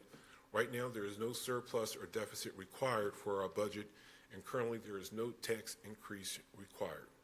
So what is required as we go forward this evening is, so you'll see here tonight, we're looking for the approval of our preliminary final budget, which is tonight. It will be posted on our website. It will be a public document that people are able to come, they can look at, they can look on our website. What's going to happen after that, between now and our budget adoption on June 26th, we will make our final adjustments to the budget. So the figure we approve tonight may be slightly adjusted, but again, there will be no tax increase called for as we go forward. Okay? Any questions? Seeing none, may I have a motion to move this item forward to the meeting later this evening? So moved. Second. All right, we have a maker and a seconder. All in favor? Aye. Any opposed? Then it moves forward. The next item is for discussion only before we get to the remaining two action items. Mr. Cuff, you're going to present the PFM projection? Actually, I'm going to introduce you to a gentleman from PFM. So this evening, we are privileged to have Ian Tyson here from PFM. He's a director of PFM. So and you can come on up. Typically, what we've done in the past is we have actually engaged with PFM to help us in a lot of our resources and a lot of our funding initiatives within the district. So what we've done is we've worked with PFM, and they come out and they try to help us develop a projection of where we'll be financially over the next couple of years. They use several resources of our historical spending, historical revenue. They factor in a lot of the issues and a lot of the initiatives from other school districts statewide. So what I'll do is I'll turn this over to Ian and let him handle this portion of it. Thank you. Perfect. Thank you, Mr. Cuff, and good evening, everyone. It's great to see you. My name is Ian Tyson, and I'm with Public Financial Management. And tonight, I'm here to give you an update on our multi-year financial projections. So we've collaborated with the district for several years now. We come together, we take a look at your budget, we project it out over a number of years, and this helps promote fiscal responsibility, taking a look at the long term, where you're at today with your budget. Is it balanced? What happens if you run that out over a number of years? How long could you hold your real estate taxes flat? What increases might you need from the state in order to sustain the investments that you're making? These are the kind of questions that we try and answer with the work that we do. So tonight we're going to take the 2025-6 proposed budget and show you what that looks like over the next couple of years. So I'll skip over this slide because Jeff did such a good job covering it in his slide. So that's just a snapshot of the district's 2025-6 budget. And I'll just briefly cover some of the assumptions that we're going to look at in this first chart and table in the presentation. So on the revenue side, we're not going to assume any real estate taxes, so continuing with the trend for the proposed budget for next year, we're going to show a 0% increase for all the years shown. On the state side, we're not assuming additional funds from those Ready to Learn block grant funds after 2025-6. So this is what happens if we go back to the historical trend from state funding, so before the state started to step up with the adequacy funding in recent years. What happens if it just goes back to that pre-adequacy trend? Salaries and benefits, they grow at historical rates, same with charter school tuition. And on the debt service side, the principal and interest on your bonds, this also includes the funding to complete the K-8 school. So this is no tax increases, historical state funding, costs grow in the background, and then funding for the new K-8 school. So in this chart and table, we have the current year budget, the proposed budget, and then 2 projected years. And we're focusing in on just a handful of years here because we're in a little bit of uncertain territory here as the legislature has to take up the adequacy consideration annually. So they can't commit to future years of increases. What we want to do is just take this 1 year at a time and look at how your investments are sustainable over time. So in this baseline, steady state, no changes, the district is in a very strong state financially. Your proposed budget next year is balanced. The projected results for the following year would show a small positive result, and then there would be a minor shortfall in 2027-8, but that's 2 years from now. This is a lot of time between now and then where you would be able to resolve that. On a $500 million budget, $2.5 million is a very small portion of that. You can make a couple of decisions, adjust a couple of growth rates here or there, and then that could easily disappear. What would it take to balance these projections over time? If you receive the full adequacy supplement and the governor's proposed 2025-6 budget, that would show positive results in all the years. So this highlights the Commonwealth's role in being a partner and ensuring that you're sustainable in funding your programs. If you had to rely on local tax sources only, it would be a 1% increase or 2% overall, and that would cover that $2.5 million shortfall. So again, the district is in a strong state today with the proposed budget and for the first projected year. In the long term, depending on how some trends go in either on the revenue side or the expenditure side, you may need to consider tax increases, but that's not something that we're looking at today or even next year. This is something that's further out in the future for you to consider. Again, since the most of your funding comes from the state, and the state has stepped up in recent years with the adequacy funds, in order for the district to maintain these investments, make new investments, and limit the burden on the taxpayer, the state would need to continue those investments in future years. One thing that's not included here is the district's undergoing or finishing an updated feasibility study to take a look at what are the building needs across all your buildings. Funds for those projects have not been included, so to the extent that there are other renovations, new construction, major projects at your buildings, you would need to find other funds to complete those. Lastly, just a couple of slides for you to take away for what some of this means. So we talked about the governor's proposed budget. If you included the full amount in his proposal from February, that would add funds in each of those projected years, including the upcoming 2025-6 budget. That would be enough to sustain the district for all of those years and eliminate that small shortfall in 2027-28. Like many other school districts, there are many things that are outside of your hands that you can control as a board of school directors. Economics that could impact the growth in the local tax base, whether that's the earned income taxes or growth in property values around the city. State funding that's determined by the legislature annually, both in terms of the total amounts of funds and then how those are distributed among the different buckets of funding. And then charter school tuition costs. Right now we're just looking at a historical trend. If there are any new schools that open up or any significant increases in caps, again, that's something that would impact the projection that we haven't included here. So finally, the district's able to maintain a balanced budget, not only next year, but from what we can see in the following year, depending on how some of those trends go with local tax base growth, whether or not the state comes in with the full amounts that were proposed in the budget, and then the cost growth in other categories that may determine what that sustainability looks like in the out years. You've seen a lot of increases from the state in recent years, and we hope that that continues, and if that does, then this situation is likely to hold in future years. And again, just to underscore the need for those other buildings outside of that K-8 building, other funds would need to be identified for those projects.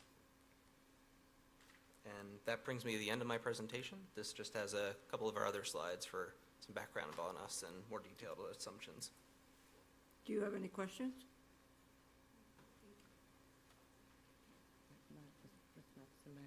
Thank you. We appreciate it. Thank you. Oh, I'm sorry. Oh.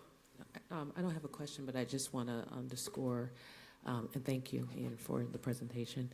And so, as an organization, we are looking to grow, and I just want to share this with the school board. And so we did have a feasibility study conducted by Breslin Architects. And we are, as an internal team, working to develop a capital improvement plan, so that we can present to the school board of directors to address the projects that Ian alluded to, future projects beyond the K-8 school. So in the next few months, we will be coming before the board, sharing with you our thinking about how we expand and fund the other projects that we have underway. Okay. Thank you. Thank you. And Mr. Cuff, you're going to present or ask us for approval for the school board of directors to retain Arthur J. Gallagher. Yes, ma'am. So this evening, we are requesting board approval to retain Arthur J. Gallagher as the broker of record for the general liability, property casualty, automobile, umbrella, educators legal, and violent acts. The cost would be $893,580. Are there any questions? Seeing none, may we have a motion to move this item forward? I make that motion. Second. We have a maker and a seconder. All in favor? Aye. Opposed? Then it moves forward. Thank you. Dr. Whartonby, you're requesting approval for a memorandum of understanding with the Allentown Police Department for the use of school resource officers. Yes, thank you. Good evening, everybody. Good evening, Dr. Burks and board. So last month, we had a great opportunity to sit down with a lot of the committee members who participated in last year's exercise of looking at the MOU. And I'm happy to state there was minimal changes. When I say minimal changes, there was one of the members of the committee asked to alphabetize some of the bullets. So, that was it. What was nice to hear was that they took the opportunity to review it. They didn't have any comments. And basically what you're seeing before you is what was agreed to last year. And why we're doing it this year, because it's every 2 years, is get on to a 2-year cycle. So this will allow us not to look at or revisit this until 2027 again, probably in April, May 2027. So it gets us back in the 2-year compliance mode. So we're just looking the board to approve and then obtain the signature from Dr. Burks, and then we'll obtain the signature from the mayor as well as the police chief. Are there questions? Seeing none, may I have a motion to move this item forward? I make that motion. Second. We have a maker and a seconder. All in favor? Aye. Opposed? Motion carries, and it will move forward. Thank you. Thank you. At this time, we are taking public comments on non-agenda items. Do we have any cards? It's my understanding that the person left. Oh, okay. Is there any old business to come before this committee? Any new business? May I have a motion to adjourn? Second. All in favor? Aye. Aye. Opposed? Thank you.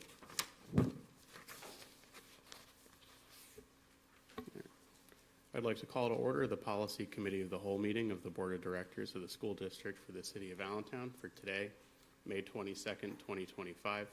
The board welcomes and invites public comment. You may address the board on agenda and/or non-agenda items. The first opportunity for comment is at the beginning of the meeting and is limited to agenda items only. Comment cards must be received by the start of the meeting, which is now. We will not be receiving public cards once the meeting begins. A copy of the public comment policy is located on the table next to the comment cards. Per our board's policy, any person may address the board in accordance with the procedures and limitations of this policy, either on issues presented in resolutions being considered or on other matters affecting the administration, management, or operation of the district. Remarks of a personal nature directed against any individual will be ruled out of order. If you choose to address the board, please fill out a comment card and hand it to Board Secretary, Mr. Simonson. Do we have any remarks or any? Okay. All right. We have 3 policies to present this evening. Ms. Parks will present our first and second policy. Policy 702 will go first.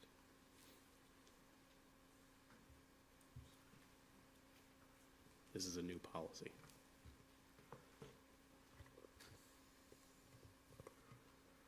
Good evening, Madam President, members of the board, Superintendent. Lindsay Parks, I'm the Executive Director of Grant Development and Institutional Advancement. Tonight, I am here to present a new policy, Policy 702, Gifts, Grants, and Donations. The purpose of this policy is to govern the acceptance and management of gifts, grants, and donations, ensuring alignment with the district's strategic priorities, ensuring fairness, and fostering public trust. This policy actually replaces an active district policy 702, Gifts, Donations, Bequests, that was last approved by the board in 1998. We used the PSBA's policy guide as a recommendation. This version is considered new. It more clearly articulates school code requirements and the authority of the board and administrative responsibilities for gifts and donations made to the school district or schools. We analyzed the existing district policy 702, and then we benchmarked our approach against peer large urban school districts across the country, and this allowed us to identify best practices. Based on this research and utilizing the PSBA template, we identified essential components for the policy. Key improvements in this new policy include an expanded scope covering grants as well as donations, clear definitions for critical terms such as gift, grant, monetary funds, and in-kind donation, specific handling for real property and facility improvements, and enhanced delegation of responsibility and authority. And the next step is to create administrative regulations to detail operational specifics. Any questions? Seeing none, may I have a motion to move this policy forward to our regular board meeting? I'll make that motion. I second. All in favor? Aye. Any opposed? All right. Next, we'll be doing 702.1. This is also by Ms. Parks, continuation on crowdfunding. Thank you. The second policy I'm presenting to you tonight is Policy 702.1, crowdfunding. This policy addresses the growing use of online platforms by our teachers, schools, and organizations to raise funds and resources that will supplement the district's budget and essential resources.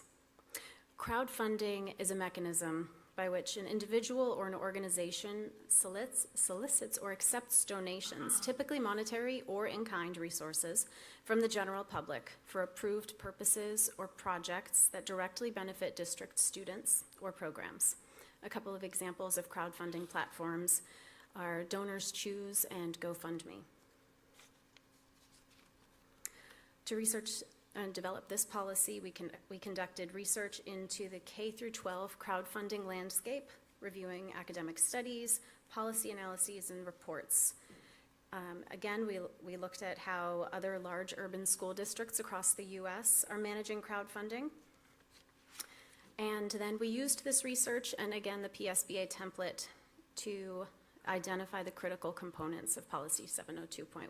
These include legal and privacy compliance, specifically FERPA and IDEA, financial handling and accountability measures, alignment with curriculum and technology standards, and most importantly, ensuring fair resource distribution across our district. Next steps, again, to ensure practical implementation, we will be creating specific administrative regulations to accompany the policy. These will detail procedures, approved platforms, and financial processes. Any questions? I have one quick question.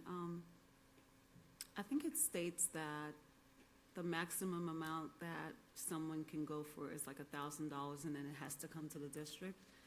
It'll go to Dr. Burks, I believe, Doc- after $1,000.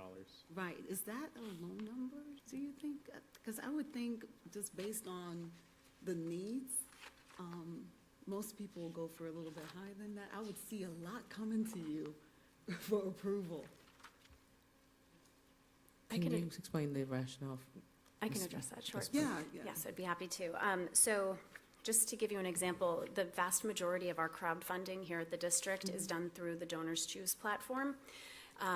We have brought in, through Donors Choose specifically, almost $100,000 worth of resources over the course of just this school year. So to your point, it can be a vehicle to bring in a lot of money, well beyond $1,000. However, that money went toward 260 different projects, and the average funding amount for each project was around $360. So it's not for the total amount over the year, it's project-specific. Gotcha. Thank you. Gotcha, thank you. Any other questions? All right, hearing none, may I have a motion to move this forward to our regular? I second. All in favor, please say aye. Aye. Any opposed? Thank you, Ms. Parks. Thank you. Next, we'll have Dr. Whartonby. He'll be presenting policy 807, which is also a new policy.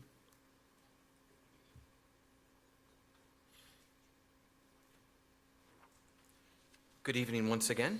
So 807 is a new policy, as Mr. Nikoloff said, and it's basically providing a moment's silence for 9/11. And the reason why it's a new policy is it obviously hasn't been used in 24 years. So this is a new policy for most districts. There is a policy like it, and it's more the Pledge of Allegiance than it is directed towards 9/11. So what changed here from PSBA, there was an added paragraph in here that was specific to school district employees. And we shortened it to be students and staff. So paragraph 4 right now under authority was basically just changed to include the word staff as opposed to having a like paragraph distinctly for staff members. So it's now student staff, got rid of one paragraph, shortened it up a little bit. Any questions? Seeing none, may I have a motion to move this to the regular board meeting? Make that motion? I have a second. All right. All opposed, or all in favor first? Let's do that one. Aye. Any opposed? Good, we'll move that forward. Thanks, Dr. Whartonby. Do we have any comment cards? No. All right. Any old business? New business? Can I have a motion to adjourn? So moved. All right. All in favor? Aye. Any opposed? We're adjourned.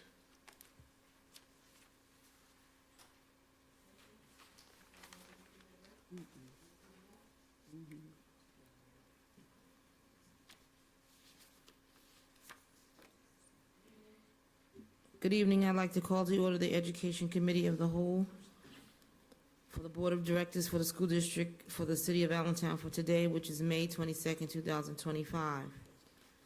Once again, the board welcomes and invites public comments. You may address the board on agenda and/or non-agenda items.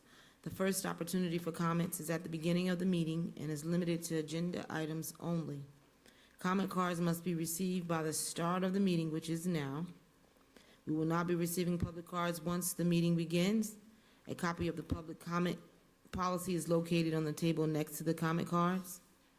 Per our board's policy, any person may address the board in accordance with the procedures and limitations of this policy, either on issues presented in resolutions being considered or on other matters affecting the administration, management, or operation of the district.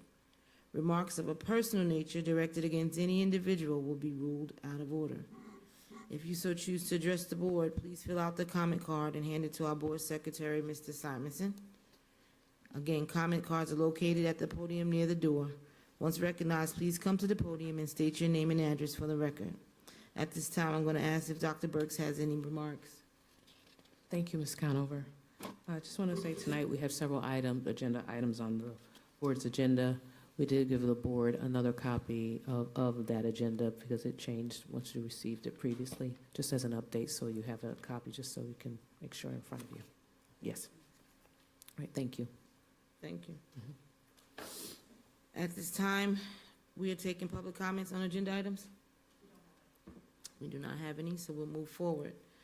Tonight, we have 7 agenda items. The first item is a request for the approval of the 2025-26 Sonia Sotomayor Dual Language Immersion Academy reconfiguration presented by Dr. Burbine. Thank you for this opportunity. We are only adding a second grade to Sonia Sotomayor. So that will allow our students to have a full scape from pre-K to 5, which is essential in meeting the requirements for theme-based schools. Are there any specific questions? I will be articulating the school reconfiguration requirements to the state of Pennsylvania, and there's be a form you will fill out after the process. Any questions, please? Will this be available next school term? Like Yes, how soon? yes. Okay. All right. We're going to add second grade, so those first graders can continue on with the dual language process. Okay, thank you. Are there any other questions? May I have a motion to move this item forward to the next? Motion? Second. Is there any further discussion? All in favor, please let it be known by saying aye. Aye. Are there any that oppose? Hearing and seeing none, this moves to our next regular board meeting.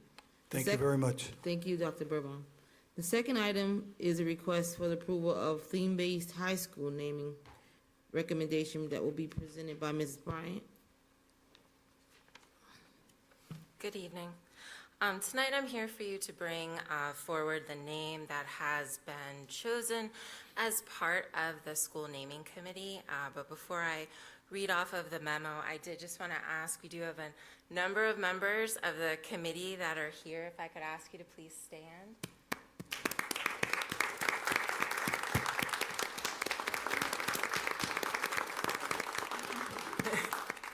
As you can see, this committee was representative of board members, of student rep, of students to Building 21, as well as parent and school leadership. So tonight, we request the board's approval to rename Building 21 High School to Bridgeview Academy of Health, Science, Innovation, and Technology, effective for the 2025-2026 school year. Building 21 will be the next theme-based school in Allentown School District. The proposed name, Bridgeview Academy of Health, Science, Innovation, and Technology, is reflective of the school's new design and the contributions from the community naming survey. This name emerged as a powerful choice for several key reasons. It strategically synthesizes popular elements from several submissions from the community naming survey, ensuring that the new identity reflects the broader Allentown School District community's input. Simultaneously, the new name captures a vision of a dynamic and aspirational learning environment that evokes a sense of pride within the school community. In addition, the school's proximity to the landmark 8th Street Bridge, also known as the Albertus L. Myers Bridge, is visible from the school grounds. It offers a compelling symbolic connection. This bridge, a historic structure, completed in 1913 and once celebrated as the world's longest and highest concrete bridge, represents Allentown's rich history of innovation and achievement. In addition, Bridgeview signifies both the connection to the city's innovative past and the school's role in fostering future innovation. Just as the bridge physically links different parts of Allentown, the school welcomes and unites students from across the entire district. Are there any questions? Thank you. There are no questions. May I have a motion to move this to our next regular board? I second. Thank you. Any discussion? All in favor, please let it be known by saying aye. Aye. Are there any that oppose? Hearing and seeing none, let's move to our next regular board meeting. Dr. Malika Savoy will be coming forth with the next 5 items.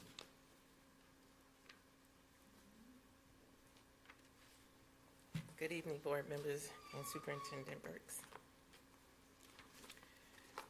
The first item is a renewal of the health center that we have at Hayes Elementary School.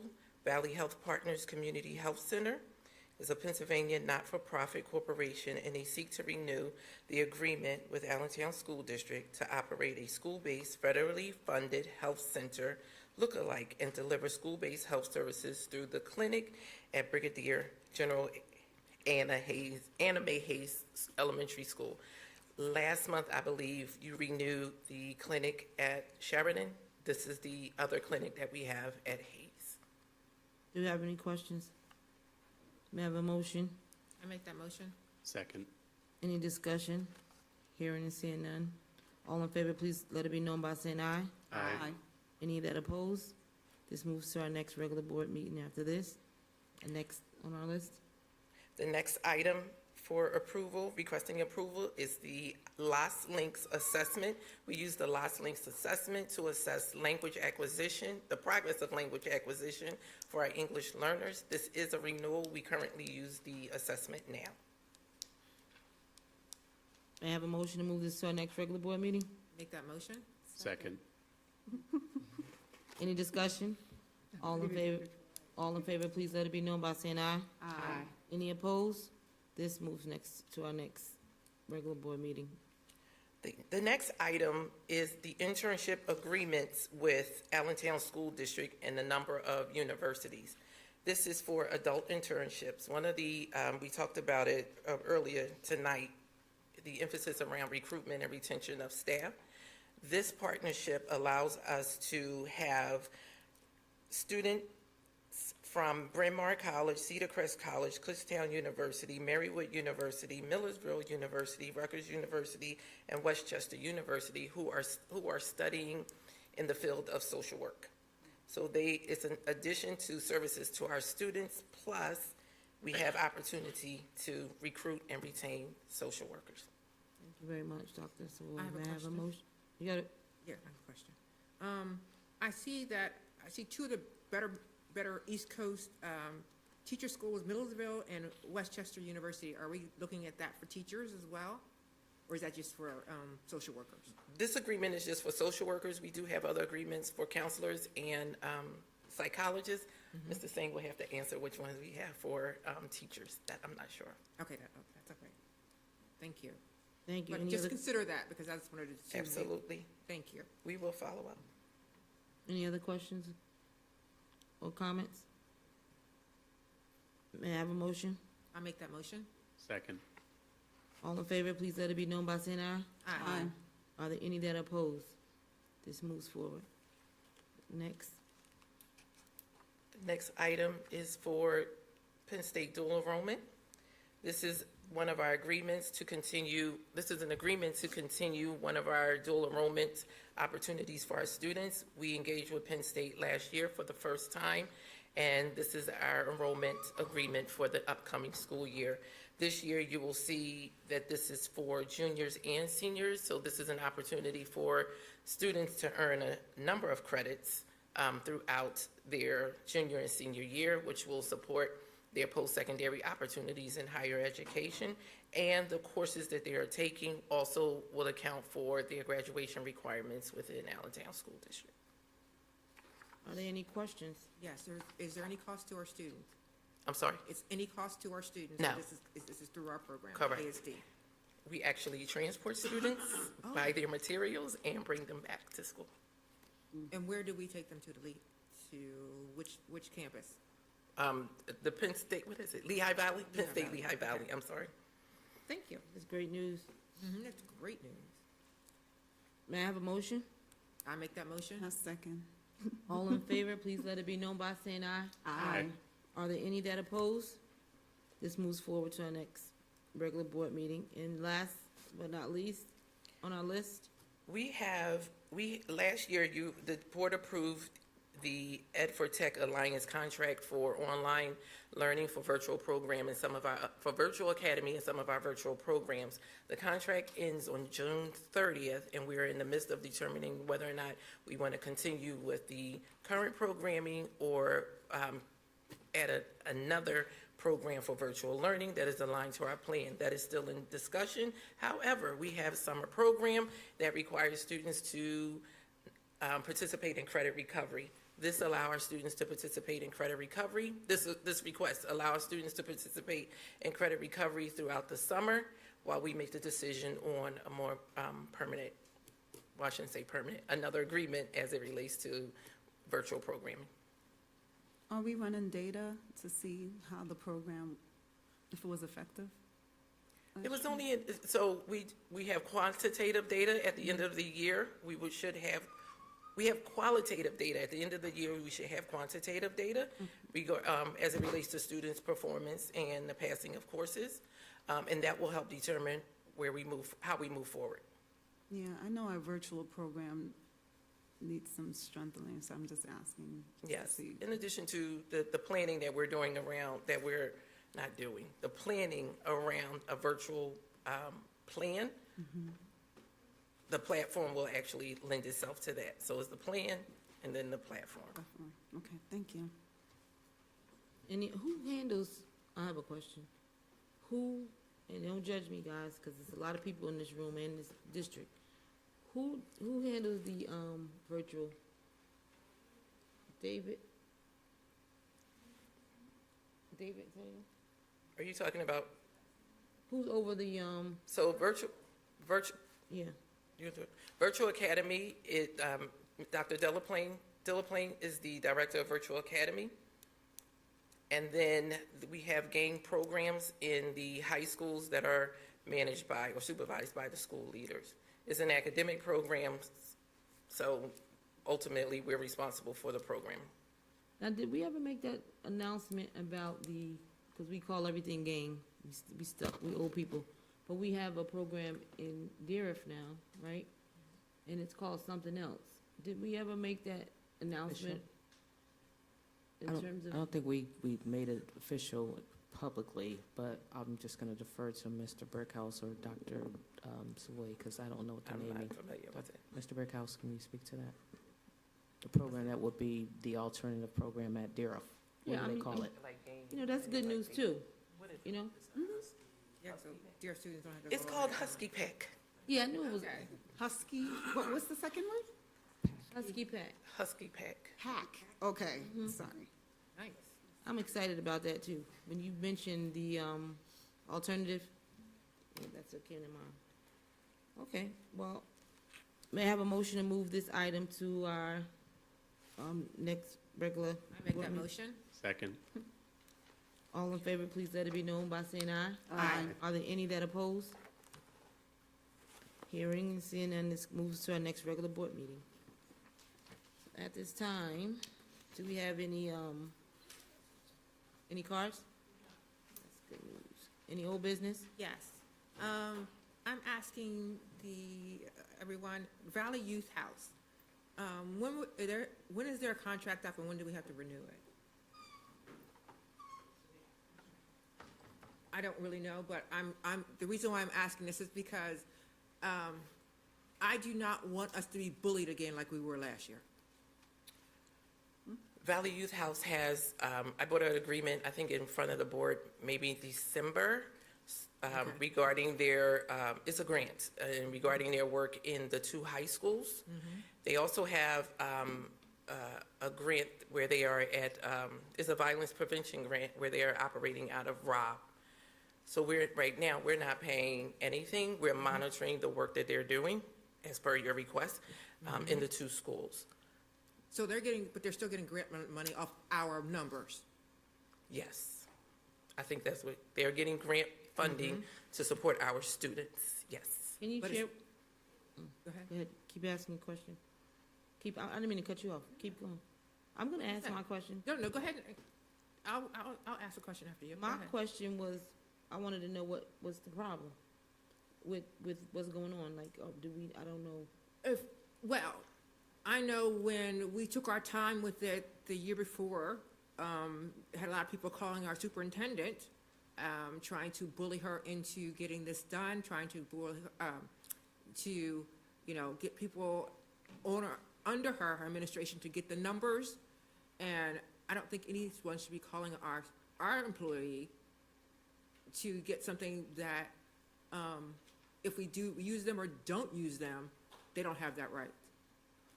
considering the fact that they do not have a good batting average when it comes to our students. We know for a fact that under them, a social worker was not given a counselor was not given adequate information or a place for a student to stay, and that student ended up becoming homeless and living in an encampment and being molested. He was raped. That was awful.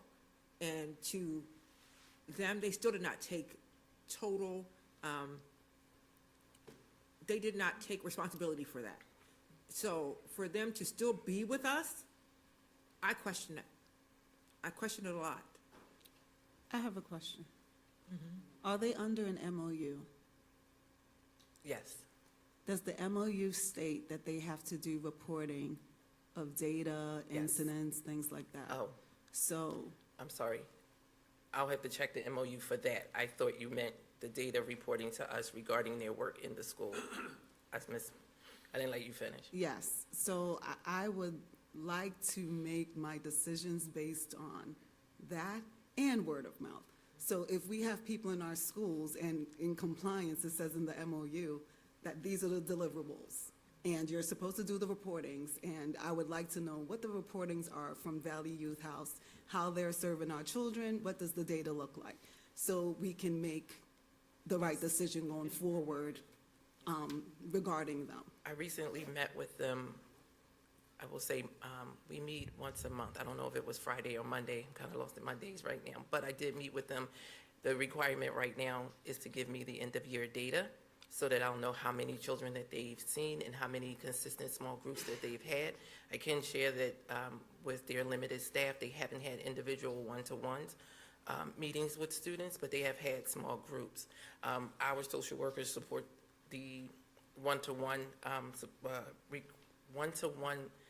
sessions with our students because we don't get that from Valley Youth House right now.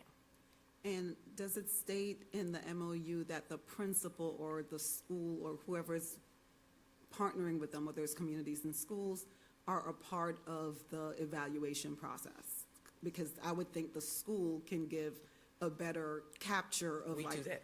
what's happening there. So that's, We do okay, that. thank you. Thank you. I have a question. Dr. Burks? Go ahead. No. No, I just want to say, Dr. Savoy, whatever they collect, I want to make sure that we share it with the board because it will be an aggregate. So it'll be, they serve 25 kids or whatever it is, Yes. service and the type of services. So once we receive that report, we will share it with the school Yes. board of directors. Ms. Thank Brown? you. So I don't want to make a big deal about this, but my question is, if there's an issue with an employee from an organization that we have a contract with, are we to continue to hold the organization accountable when the situation has happened several years ago, and if the employee was held accountable, right? Do we continue to hold an organization accountable if we, as the district, are receiving positive results from what this new contract looks like? Well, and may I say something? To me, I'm not even looking at the employee. I was looking at the fact of what the policies were during that time, where the employee didn't have a chance, didn't have anything, whereupon administration should have stepped up. And that's why I'm very weary of them. Because they are making that money, and they're making over $1 million, whatever money they are for getting grants. But are they truly servicing our children, or do they understand our needs? So that's a valid point. And as to what President Noel said, I think it's important that we gather the data and see how it's impacting our students. So if our students are, receiving a benefit from it, then we need to weigh out the pros and cons and see how do we hold them accountable when things are not happening, that is a benefit to our students. But overall, if it's a benefit, then we can continue, but For explaining it monitor. more. Thank you. Yes. Okay. Dr. Burks, my question is to you also. Have you had conversations with them concerning what the expectation is? So made directly, no, but Dr. Savoy and members of our team, they meet with them a lot. And we, with all of our partners in general, we've really taken stock of some of the partnerships that we have. And we've, for example, we've put out RFPs like we have it in the past. So we had lots of partners who were just automatically every year. So we've put out proposals or requested proposals. And we've set standards that if you have to write, and Dr. Sawyer, you could speak to it more specifically because you oversee it, but you have to show us alignment to our strategic plan or we do not want you to be a partner. And there's some questions on the applications and stuff they have, like how to specifically align to our strategic plan and the direction that we want to go. So we are holding people and meeting with them more frequently than we have as an organization, but I can let you speak to it more. Yes, we have. We meet in all of our partnerships. We meet regularly, not only about whether or not they're meeting their goals or their targets, but the impact that it is having on our students. We have, through dual enrollment, through student support services, the mental health, which is inclusive of Valley Youth Health. We have had, we have had opportunities where we had to talk to partners about their staff or the impact that they were having on their staff. We have requested and stuck with removal of their staff from our schools. So we manage it based on the situation and its impact on students. Nothing, when I say, yeah, I'm gonna leave it there.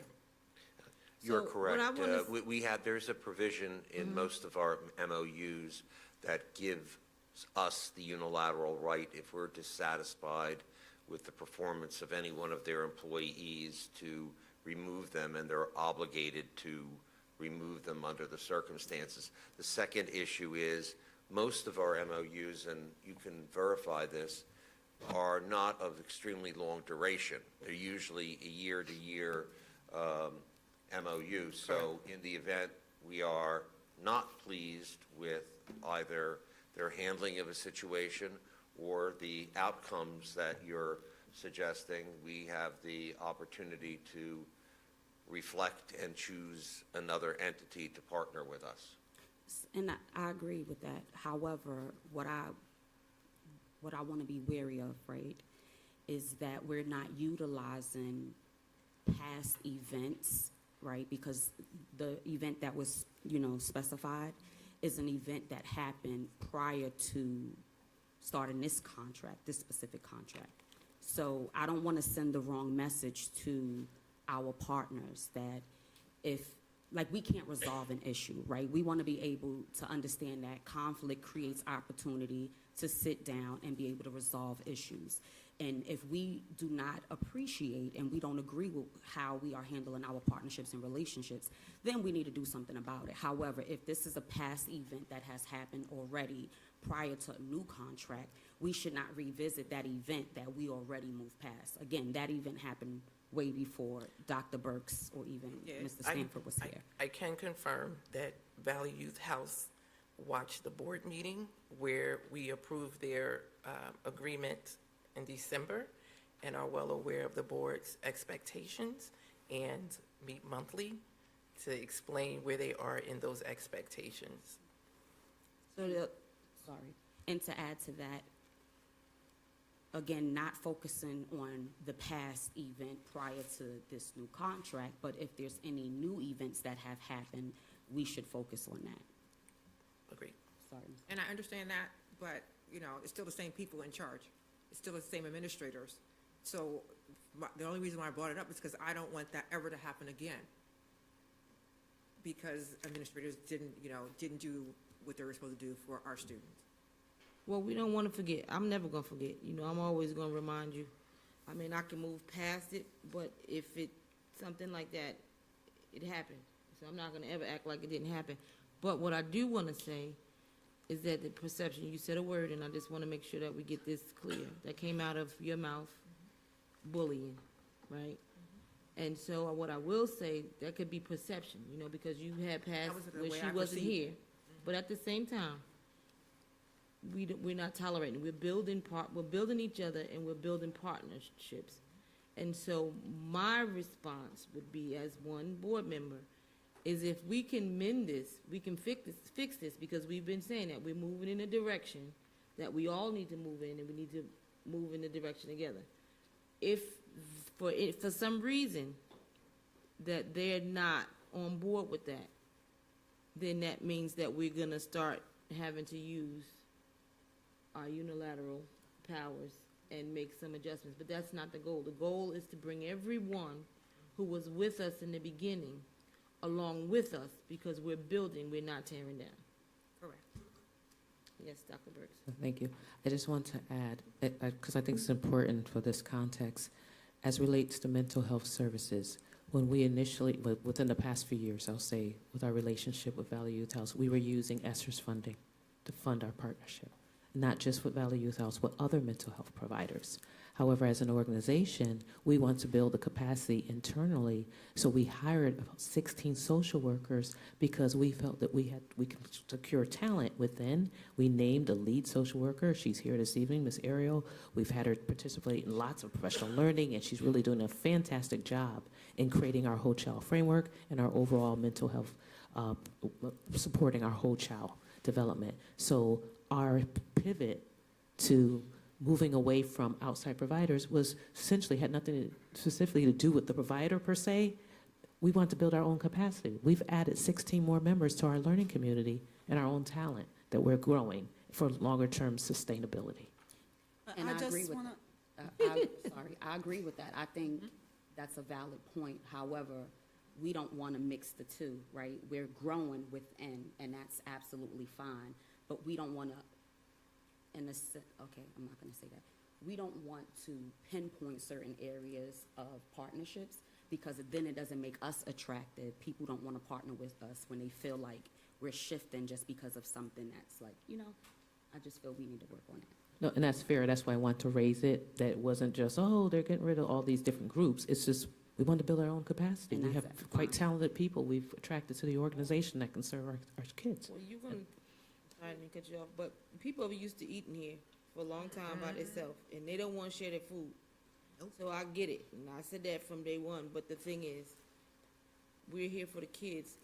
It's not about us, and we're building our kids, our communities. Everything is attached to it. So either you're going to come along with us, or we're going to have to sit at the table and we're going to have to make some decisions that might just not include you. But that's not the goal. Just to add to everyone's perspective, thinking about it from the aspect of us building our capacity, which is amazing and great, but doing work with mental health, I understand that the more the merrier. Like all of our kids right now, I would say majority, just everybody, us, need mental health support. So us building our capacity doesn't mean we don't still need additional help and support from other partners as well. So I don't want us, like Dr. Burks is clarifying, give the perception that we don't need the support and we don't want to build on that. We want to build on that, but we're also building our internal capacity to make sure that if a partner decides tomorrow that they don't want to service our students anymore, we still have people on board to support our children. But again, we do still need, what did you say, all our strengths are needed? Yeah, all our strengths are needed. We need that one-on-one. Yes, And absolutely. they learn from each other. And we don't, Absolutely. we need the one-on-one, and we have it, and we're going to use it. Yes. So is there any further discussion on this? Yes, I'm go to the next thing too. Is there any new business? May I have a motion to adjourn? So moved. Motion. All right. We'll be taking a. All in favor, please let it be known by saying aye. Aye. Are there any that oppose? No. Meeting is adjourned. Okay. We'll be taking a quick 5-minute meeting before we reset to our next meeting. I'm sorry. She's tired. 5-minute break, guys.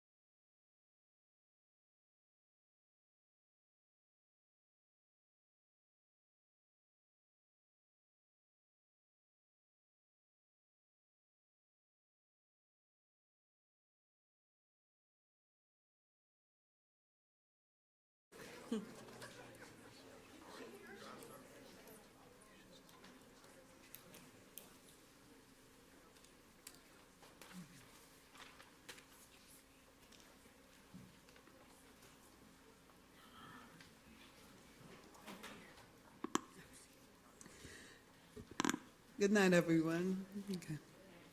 Good night. Good night. It's a West Indian thing, it is. I'd like to call to order the meeting of the Board of Directors of the School District for the City of Allentown for today, May 22nd, 2025. The board welcomes and invites public comment. You may address the board on agenda and/or non-agenda items. The first opportunity for comment is at the beginning of the meeting and is limited to agenda items only. Comment cards must be received by the start of the meeting, which is now. We will not be receiving public cards once the meeting begins. A copy of the public comment policy is located on the table next to the comment cards. Per our board's policy, any person may address the board in accordance with the procedures and limitations of this policy, either on issues presented in resolutions being considered or on other matters affecting the administration, management, or operation of the district. Remarks of a personal nature directed against any individual will be ruled out of order. If you choose to address the board, please fill out the comment cards and hand it to the board secretary, Mr. Simonson. Comment cards are located at the podium near the door. Once recognized, please come to the podium, state your name and address for the record, and kindly limit your remarks to 3 minutes. We will now have the roll call. Mr. Secretary, please call the roll. Ms. Brown? Present. Ms. Conover? Present.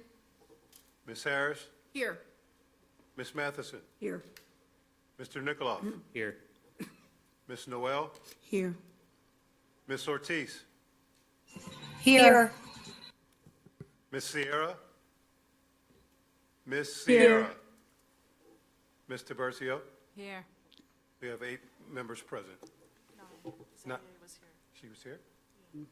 Where's- She said it. She said it. Oh, I didn't hear. I'm so sorry. 9 members present. Thank you. Please rise for the Pledge of Allegiance, followed by a moment of silence.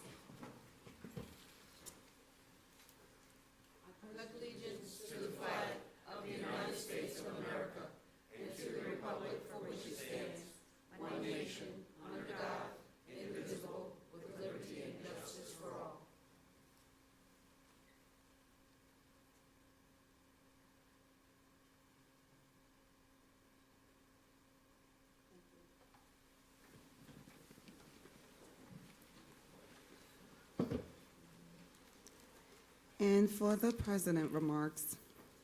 So last week, Mr. Nikoloff and I had the opportunity to go to Advocacy Day up in Harrisburg, and we had a lot of really great discussions with our state representatives, our senators, and other partners in neighboring districts. We spoke about federal funding, we spoke about cyber funding and how it impacts the budget for public schools. We also discussed mandated reviews for IEP per school district, funding the contingency fund for special education.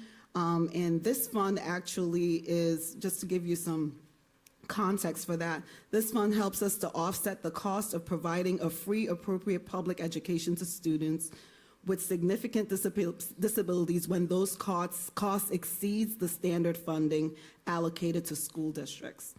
So that was a huge talk in Harrisburg.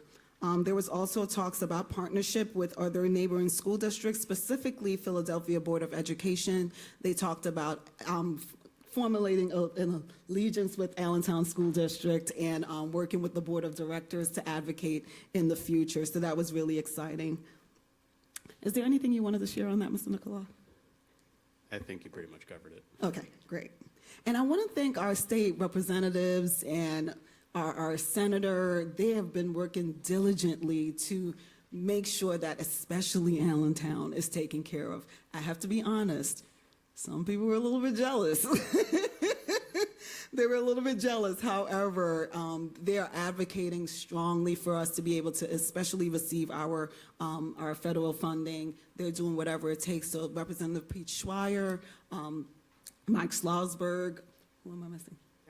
Josh Siegel, and Senator Miller. Thank you so much. Thank you. Also, I wanted to congratulate all the students who are about to graduate. It's such an exciting time. Give it up for those students. I think I can speak for my fellow board members that that's why we do this. You know, when we get to see the students walk across the stage in their gowns, just knowing that they did it. I'm so excited for our students, so congratulations to them, and I wish them all the best and blessing on their next journey. Also, I wanted to advocate today for students and families to sign up for summer programming. I know that ASD has a robust offering for summer programs, just making sure that parents know about it, they're engaged, they're keeping their students' brains occupied during the summer so they don't get into anything mischievous. So I'm advocating for families to really sign up their children for summer programming. ASD is also offering internships as well. I don't know if there's more openings for internship. There are, so any student or family that hears about this, sign your children up for summer internship. We pay well. And last but not least, I just wanted to thank, I know we're going to have another board meeting before, like later on in June, but I do want to thank all the staff, administrators, all our partners, everyone that's worked with us this year. This year was like a roller coaster ride. It was so many ups and so many downs. However, we persevered, and I know we have plans to get better. So I'm really looking forward to how we continue to trend upward, just to continue to climb and continue to build ASD and to be, what do you call it, Ms. Conover, the model school district? Yes, we are building towards that. So thank you guys for all that you do, and we truly appreciate you. And that ends my board president remarks. Dr. Brooks? Thank you, Ms. Brown-Noel. Again, congratulations to all our graduates, but school is still in session. So make sure you complete all the requirements, come to school, and all the hours that you have to be in school. So congratulations, and I thank all our teachers and staff and everyone who plays a vital role in impacting our students' lives. So thank you so much. I just have a few quick things to say, and I'm not reading my phone because I'm violating any laws and rules, but I don't want to mess this up. So I need a drum roll. Tonight, we had outstanding performance by female ensemble member Talicia Montanez Vargas as Lucy for William Allen High School, one of Freddie. Woo!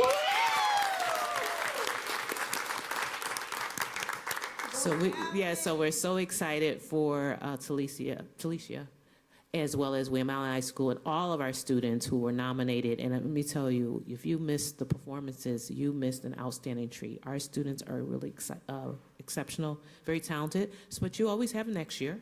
So we'll make sure that we get the dates out very early. But again, I want to commend Talicia as well as all the teacher staff, everyone who worked really hard with our students for a great success. So go Allentown. So I'm so excited about that. Additionally, I failed to mention, and I messed this name up, and I know this name well.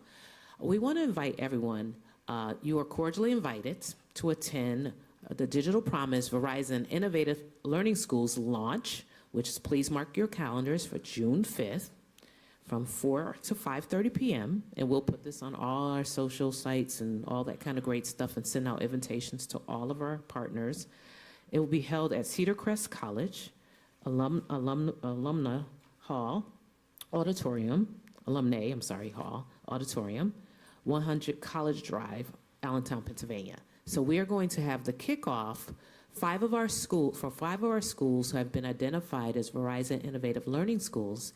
And what this entails is that the schools will receive each student will receive an iPad as well as a keyboard. The aim of the project is to basically promote access for students. So that will be closely aligned. It's aligned with our strategic plan. They are helping to fund positions, some supervisors of instructional technology to support these efforts.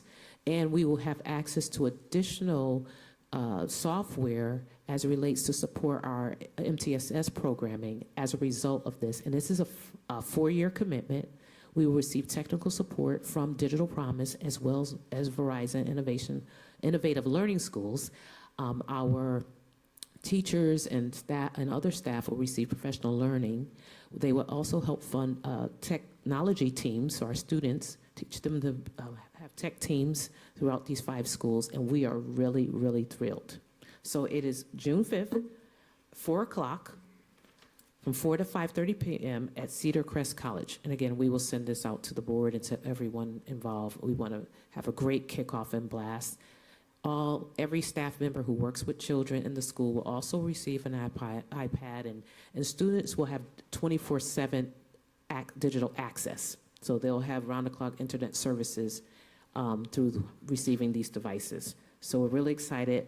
They only select a few schools in the country each year, and we're part of cohort 12, so we're excited.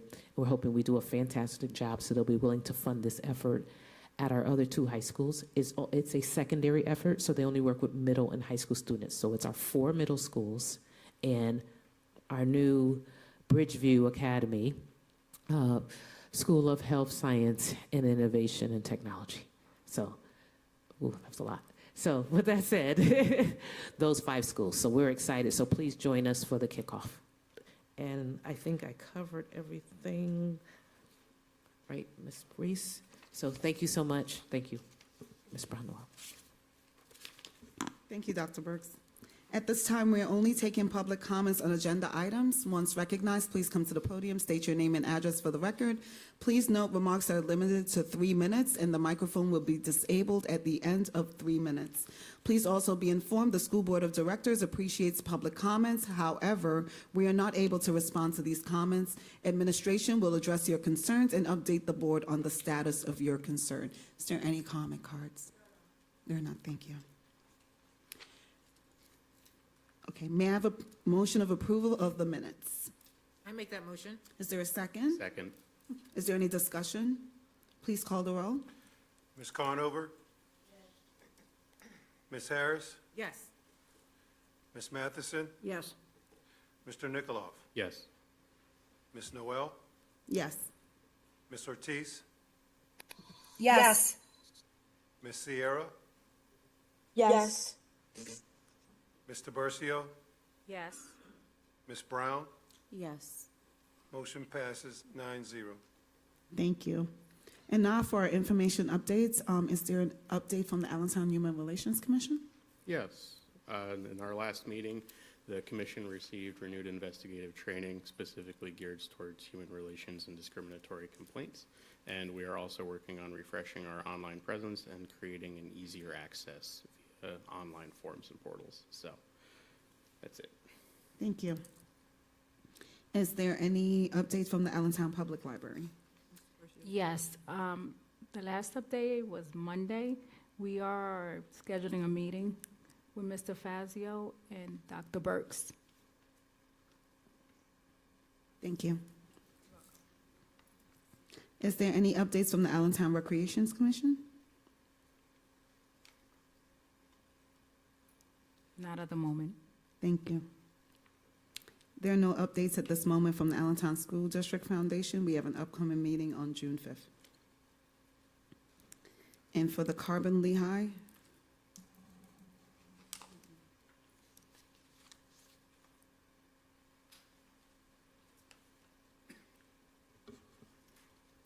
Mr. Eric Leash shared an overview of the student-centered programs offered through the Curriculum and Instruction Department focused on opportunities that promote academic excellence, creativity, and leadership. These include 8 through 12 competitions like coding, challenges, STEM, KNEX, reading, Olympics, and media and design, with over 1,000 students expected to participate this year. He also highlighted leadership initiatives such as the Chief Science Officers Program and the Student Journalism Summit, which connects students with professionals in the field.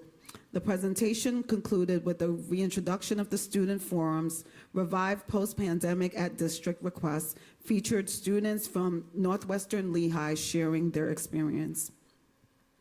At the student forum at the board meeting, advisor Lauren Ellensbaum and 3 Northwestern Lehigh students, Avery Chandler, Michaela Bressi, and Kamari Grimm, shared their experience with the revived student forum.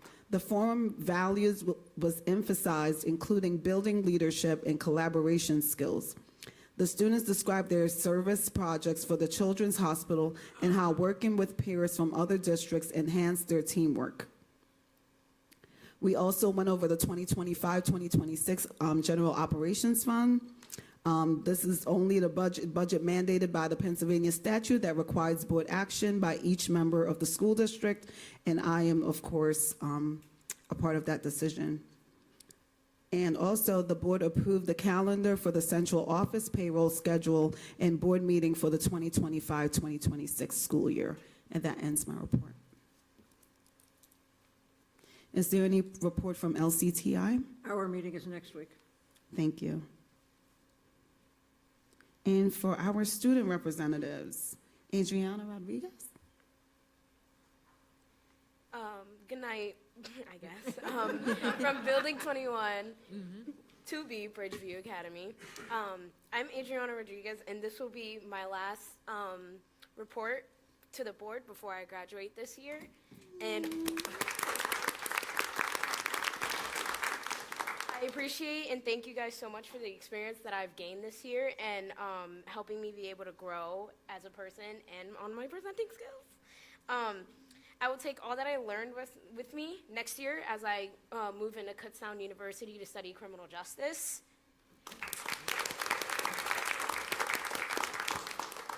Kimberly cannot be with us tonight as she is celebrating her graduation from the early college program with L-Tri-C last night and with her family.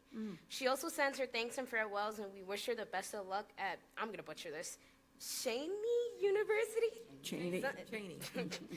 In the fall. We have a lot to celebrate and look forward to over the next few weeks. May was full of student-driven events that celebrated learning in several areas. We kicked off the month with our Bloom fashion show. Our sociology classes again hosted Mental Health Awareness Day. I heard it was very fun from everybody. We'd like to thank our partners at Project Soak and Center for Humanistic Change for their help with that event. We will be rounding out the month with an all-grade level science fair next Wednesday. As a part of our year-end celebrations, our seniors are completing their capstone projects. They had collaborated to complete over 40 projects, each of which makes an impact on our community. Our underclassmen are preparing to end the year with their presentations of learning, where they will reflect upon how the many ways they have grown this year and set goals for their continued growth when they return back in the fall. It wouldn't be May at Building 21 if we didn't talk about voting. This Tuesday, students at Building 21 and the entire Allentown School District served in polling places across the city to ensure a smooth administration for the primary election. Next Tuesday morning, the PA Department of States and Education will once again celebrate the Governor's Civic Engagement Award in recognition of 7 years straight of excellence in voter registration and leadership in developing the poll worker program in Lehigh County. Building 21 is the only school in Pennsylvania who has been invited to attend the ceremony in person.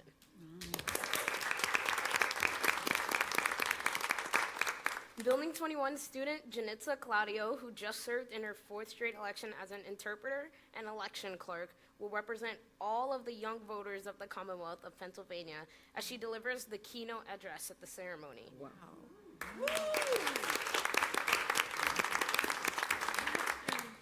A delegation of students led by our teacher, Ms. Salter, will present in Harrisburg to cheer her on. The event will be live streamed in the Secretary of State's office. You guys should watch that. You should definitely be. In our second season with the Flag Football Club, our team has 40 students involved in our co-ed team.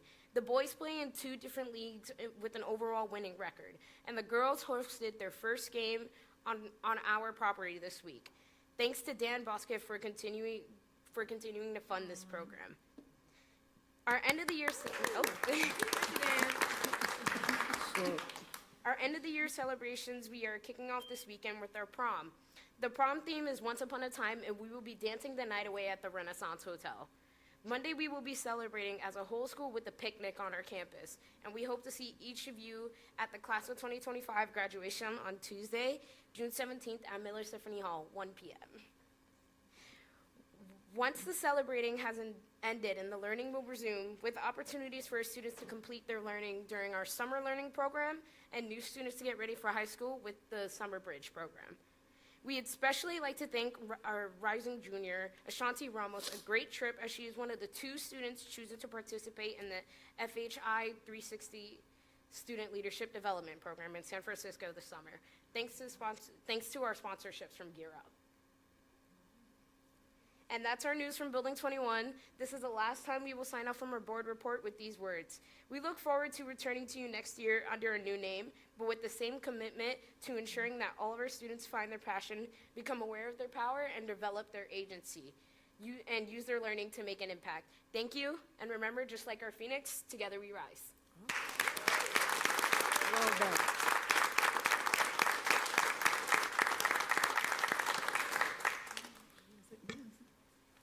Ariana, a great job, and we're really proud of you. So I've learned so much from you this year, so thank you so much for all the contributions on my Superintendent's Advisory Council, Student Advisory Council as well. And so give her a round of applause. She was just amazing on that group. I just had a clarifying question about the presentation in Harrisburg and the date that's going to be streamed. I didn't hear it unless I missed it. Let me double check for you. Okay. For the state? Yes.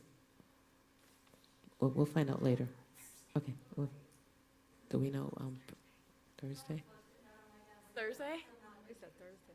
I got confirmation. It's probably Thursday. Next Thursday? Okay, yes. Once we get the time, maybe we should put it on social media so we can watch. Some people know, yes. So we Okay, can yes. engage. So we'll To my get, knowledge, it should be posted on the Building 21 Instagram page, so just make sure to check in on that. It should okay. probably be there. Right. Thank you. We'll provide it to the board and the superintendent's report. Okay. Thank you. Great job. And now for our next student representative, Mr. Sprayberry. Hi, good evening. It's been a busy month at DRF. To start things off with sports, we do have 2 athletes competing in the track and field state championships this weekend. Thank you. Sorry. This weekend at Shippensburg University, LaQuay Hamilton will be running the 400 meter, and Anaya Holder will be running the 400 meter and the 300 meter hurdles. We wish them the best of luck. They're both excellent athletes, and I hope that they will do well. Boys volleyball competed in both EPC and District 11 playoffs over the past week. They did very well. We are all very proud of them. And Marcus Lewis made the conference all-star team as an outside hitter.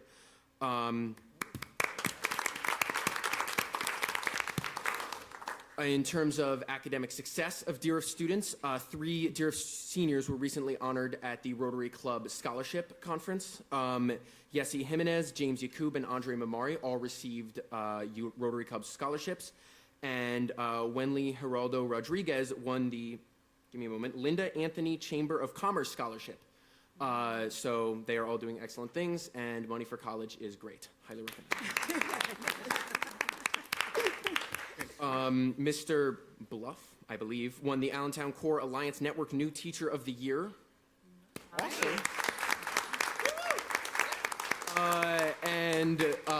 As Dr. Burks mentioned, DRF is currently at the Freddy's presenting and performing. We have 4 Freddy nominations. I'm trying to keep updated on my phone to see if we've won any yet. I don't know, so I'll have to get back in touch with you guys later about that. But 16 early college students graduated with their associate's degree from DRF at the LTRC graduation. Yesterday at PPL, I have many friends that graduated. We're all very proud of them. And finally, 488 seniors will be graduating at the PPL Center on June 16th, including me. So please, if you have anybody there, come watch. It'll be a lot of fun. It'll be amazing. Thank you. That's pretty much all for DRF. That's going to be my last report since I will be leaving.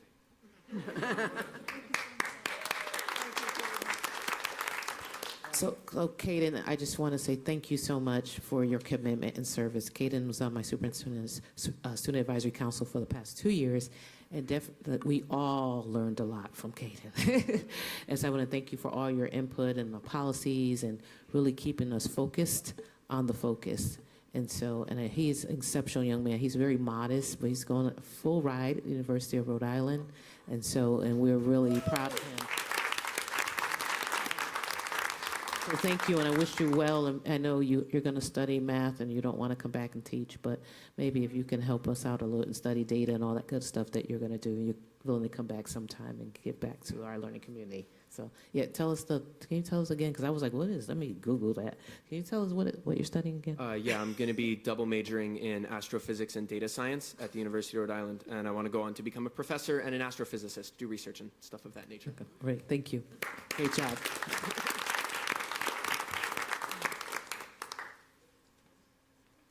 I want to thank all our He's from students. Allentown, okay? Allentown. That's Allentown, okay? Let's clap.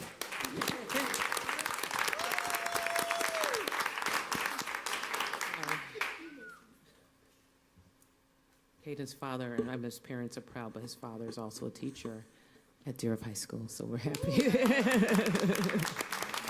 And he's from Allentown.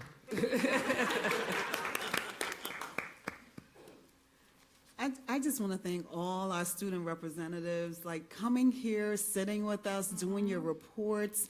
I know sometimes we have some long nights, but just to have you be a voice to our decision-making has been amazing. I love especially when you guys interject and share and speak about something that we're discussing or add something to it.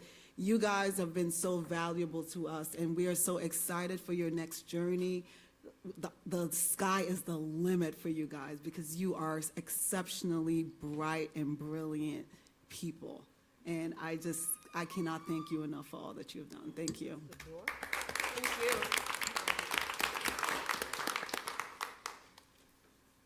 All right, to the boring stuff. May I have a motion for approval for the Board of Directors report? I make that motion? Second. A second. Is there any discussion? Please call the roll. Ms. Harris, Yes. Ms. Matheson, Yes. Mr. Nikoloff, Yes. Ms. Noel, Yes. Ms. Ortiz, Yes. Ms. Sierra, Yes. Mr. Bercio, Yes. Ms. Brown, Yes. Ms. Conover. Motion passes 9-0. Thank you. May I have a motion of approval for the policy agenda? I make that motion. May I have a Second. second? Is there any discussion? Please call the roll. Ms. Matheson, Yes. Mr. Nikoloff, Yes. Ms. Noel, Yes. Ms. Ortiz, Yes. Ms. Sierra, Yes. Mr. Bercio, Yes. Ms. Brown, Yes. Ms. Conover. Ms. Harris, Yes. motion passes 9-0. Thank you. May I have a motion of approval of the Secretary and Treasurer's report? I make that motion? Second. Second, is there any discussion? Please call the roll. Ms. Matheson, Yes. Mr. Nikoloff, Yes. Ms. Noel, Yes. Ms. Ortiz, Yes. Ms. Sierra, Yes. Mr. Bercio, Yes. Ms. Brown, Yes. Ms. Conover. Ms. Harris, Yes. motion passes 9-0. Thank you. May I have a motion of approval for the Superintendent's report? I make that motion? Second. Second, is there any discussion? Please call the Yes. roll. Discussion, yes. Sure. So I believe last month we discussed a trip with our students. And my question was, did we have a safety plan? And I haven't received feedback. So this is another trip that's coming up. Do we have a safety plan in place for our students when they're staying overnight and traveling, like, out of state? So your question, Ms. Brown, was about the company, because it's an international trip. And so we finally have the information, and I can send it to the school board of what the company said, because I want it to be formalized. So my team gave me a memo, just for full transparency, and I wanted to make sure that it came directly from the company. So I can submit it this weekend in the superintendent's report, if that's okay with you. Yes, and then, it wasn't just on the company, it also was a safety plan because many students are being trafficked across the world. So my question was, how are we gonna protect our students? So I just wanted to know, do we have a safety plan? so the reason why I mentioned the company, because on this trip, they assumed the liability, and they've been doing this. So I thought it would be more appropriate, because they have a process in place that's been vetted by their council and everything else about safeguarding students. So Okay. that's why I mentioned that, if As long as that's there's a okay. plan, I just Yes, wanna ma'am. know. And I will Okay. provide it. All right, thank you. You're welcome. Any more discussion? Please call the roll. Ms. Noel, Yes. Ms. Ortiz, Yes. Ms. Sierra, Yes. Mr. Bercio, Yes. Ms. Brown, Yes. Ms. Conover, Ms. Harris, Yes. Ms. Matheson, Yes. Mr. Nikoloff. Motion passes 9-0. Thank you. May I have a motion of approval of the superintendent's report? So moved. May I have a second? No, we just did that. I just We just did did that? that. Oh, yeah, no, Listen, that's what you just did. We're next. I didn't put the check mark. I'm sorry about that. Okay, may I have a motion of approval for the personnel report? Move, that's what I Wait, thought I was sorry. doing. Can we separate, please? So could we separate? The letters again. Section 2 resignation, and also could we separate recommendation, number A, letter A, number A. Which letter one? Is there a section for that one, or just letter A? Letter, A. Recommendation, letter A. okay. This is, Okay, so let's start with section 2. May I have a motion of approval for section 2 of the personnel report? so moved. May I have a Second. second? Is there any discussion? Please call the roll. Ms. Ortiz, Yes. Ms. Sierra, Yes. Mr. Bercio, Yes. Ms. Brown, No. Ms. Conover, Ms. Harris, Yes. Ms. Matheson, Yes. Mr. Nikoloff, Yes. Ms. Noel. Yes, Motion passes 7-2. thank you. And now may I have a motion of approval for the recommendation letter A section of the personnel report? I make that motion. Second. Second, is there any discussion? Yes. So just for clarification purposes, I believe last month, we already voted to terminate this employee. I thought we already voted on terminating this employee, and now it states, well, you want to rescind it, and the employee is resigning instead of being terminated. Is that correct? I just want to make sure.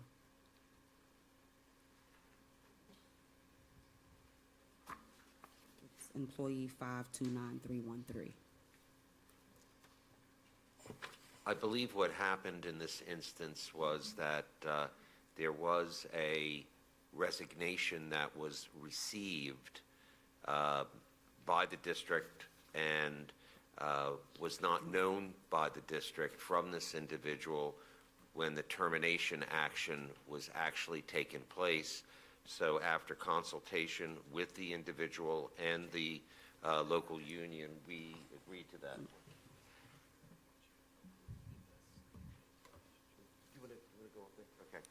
Okay. Will clarify the exact facts. Thank you.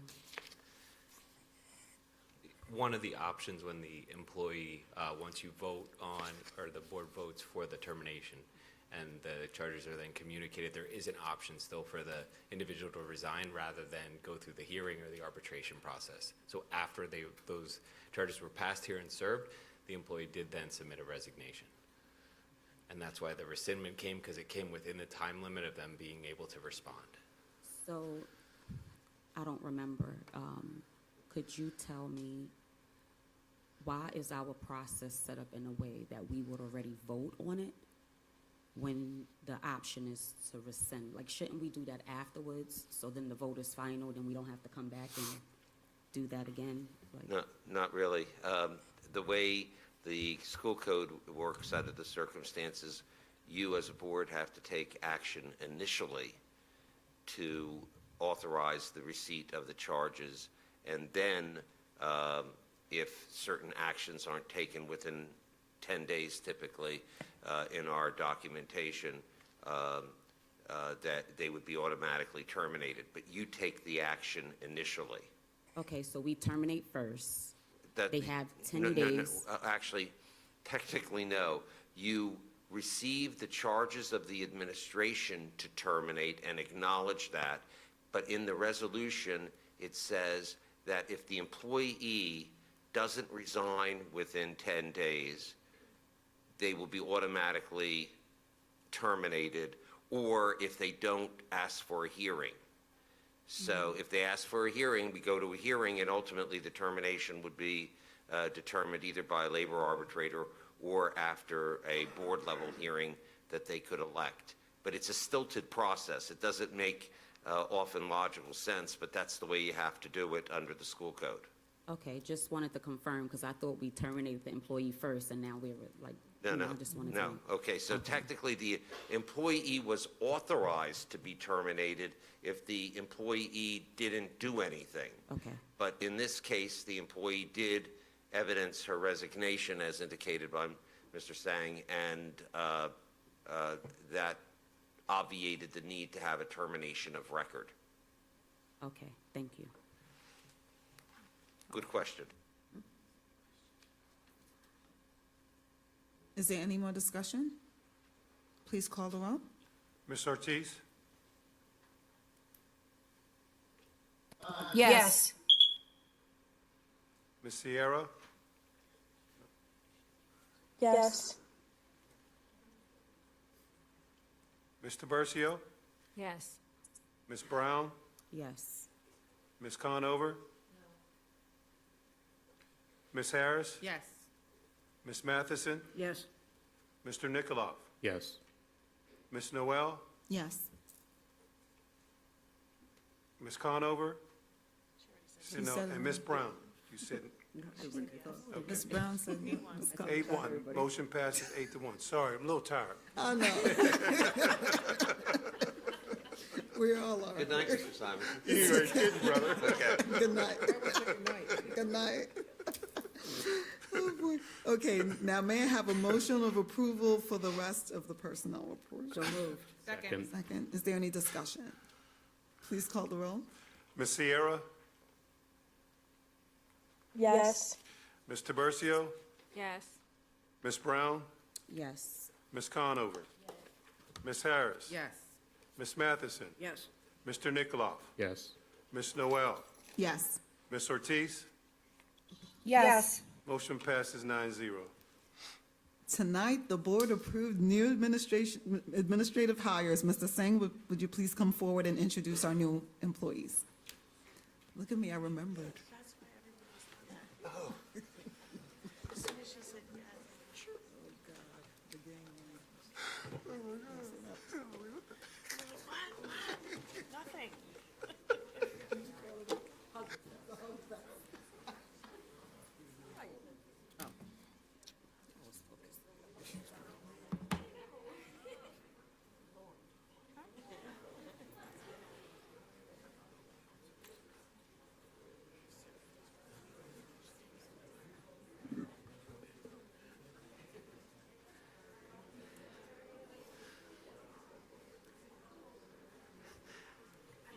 So thematic to this portion of the night and others, greetings. Good night, everyone. At this point, we will welcome our new administrators. We will start with the gentleman that was on our Board of Director reports, Mr. Herman James, Chief of Talent Management and Labor Relations.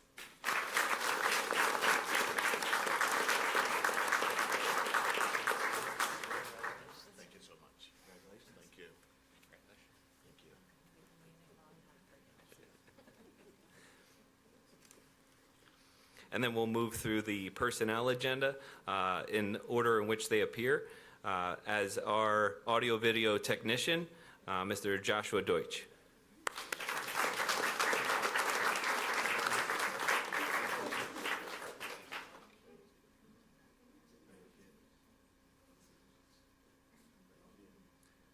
Current teacher ascending into our administrator ranks. One of our supervisors of instructional technology, Dr. Megan Roberts.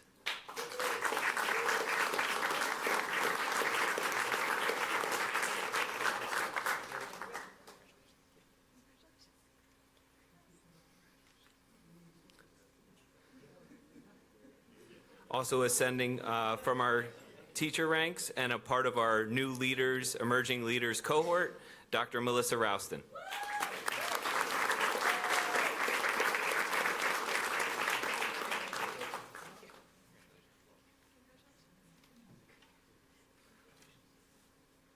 not able to make it tonight, but also a part of our new leaders, emerging leaders cohort. He will be the elementary Roosevelt Assistant Principal, Mr. Austin Renzi.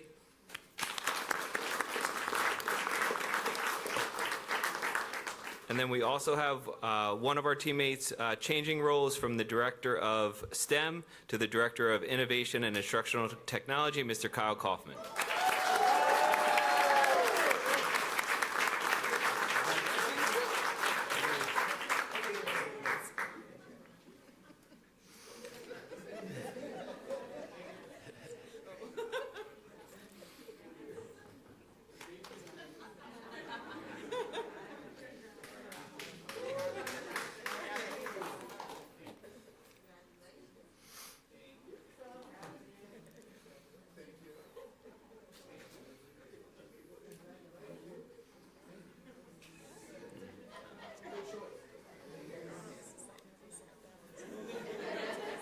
I'm the last to sit.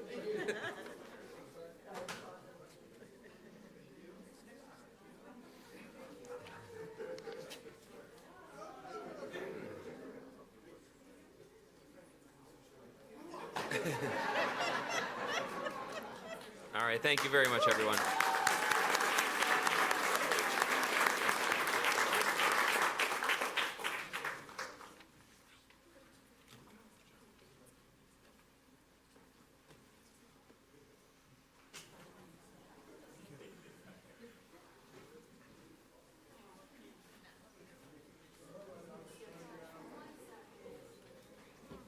Oh, my God.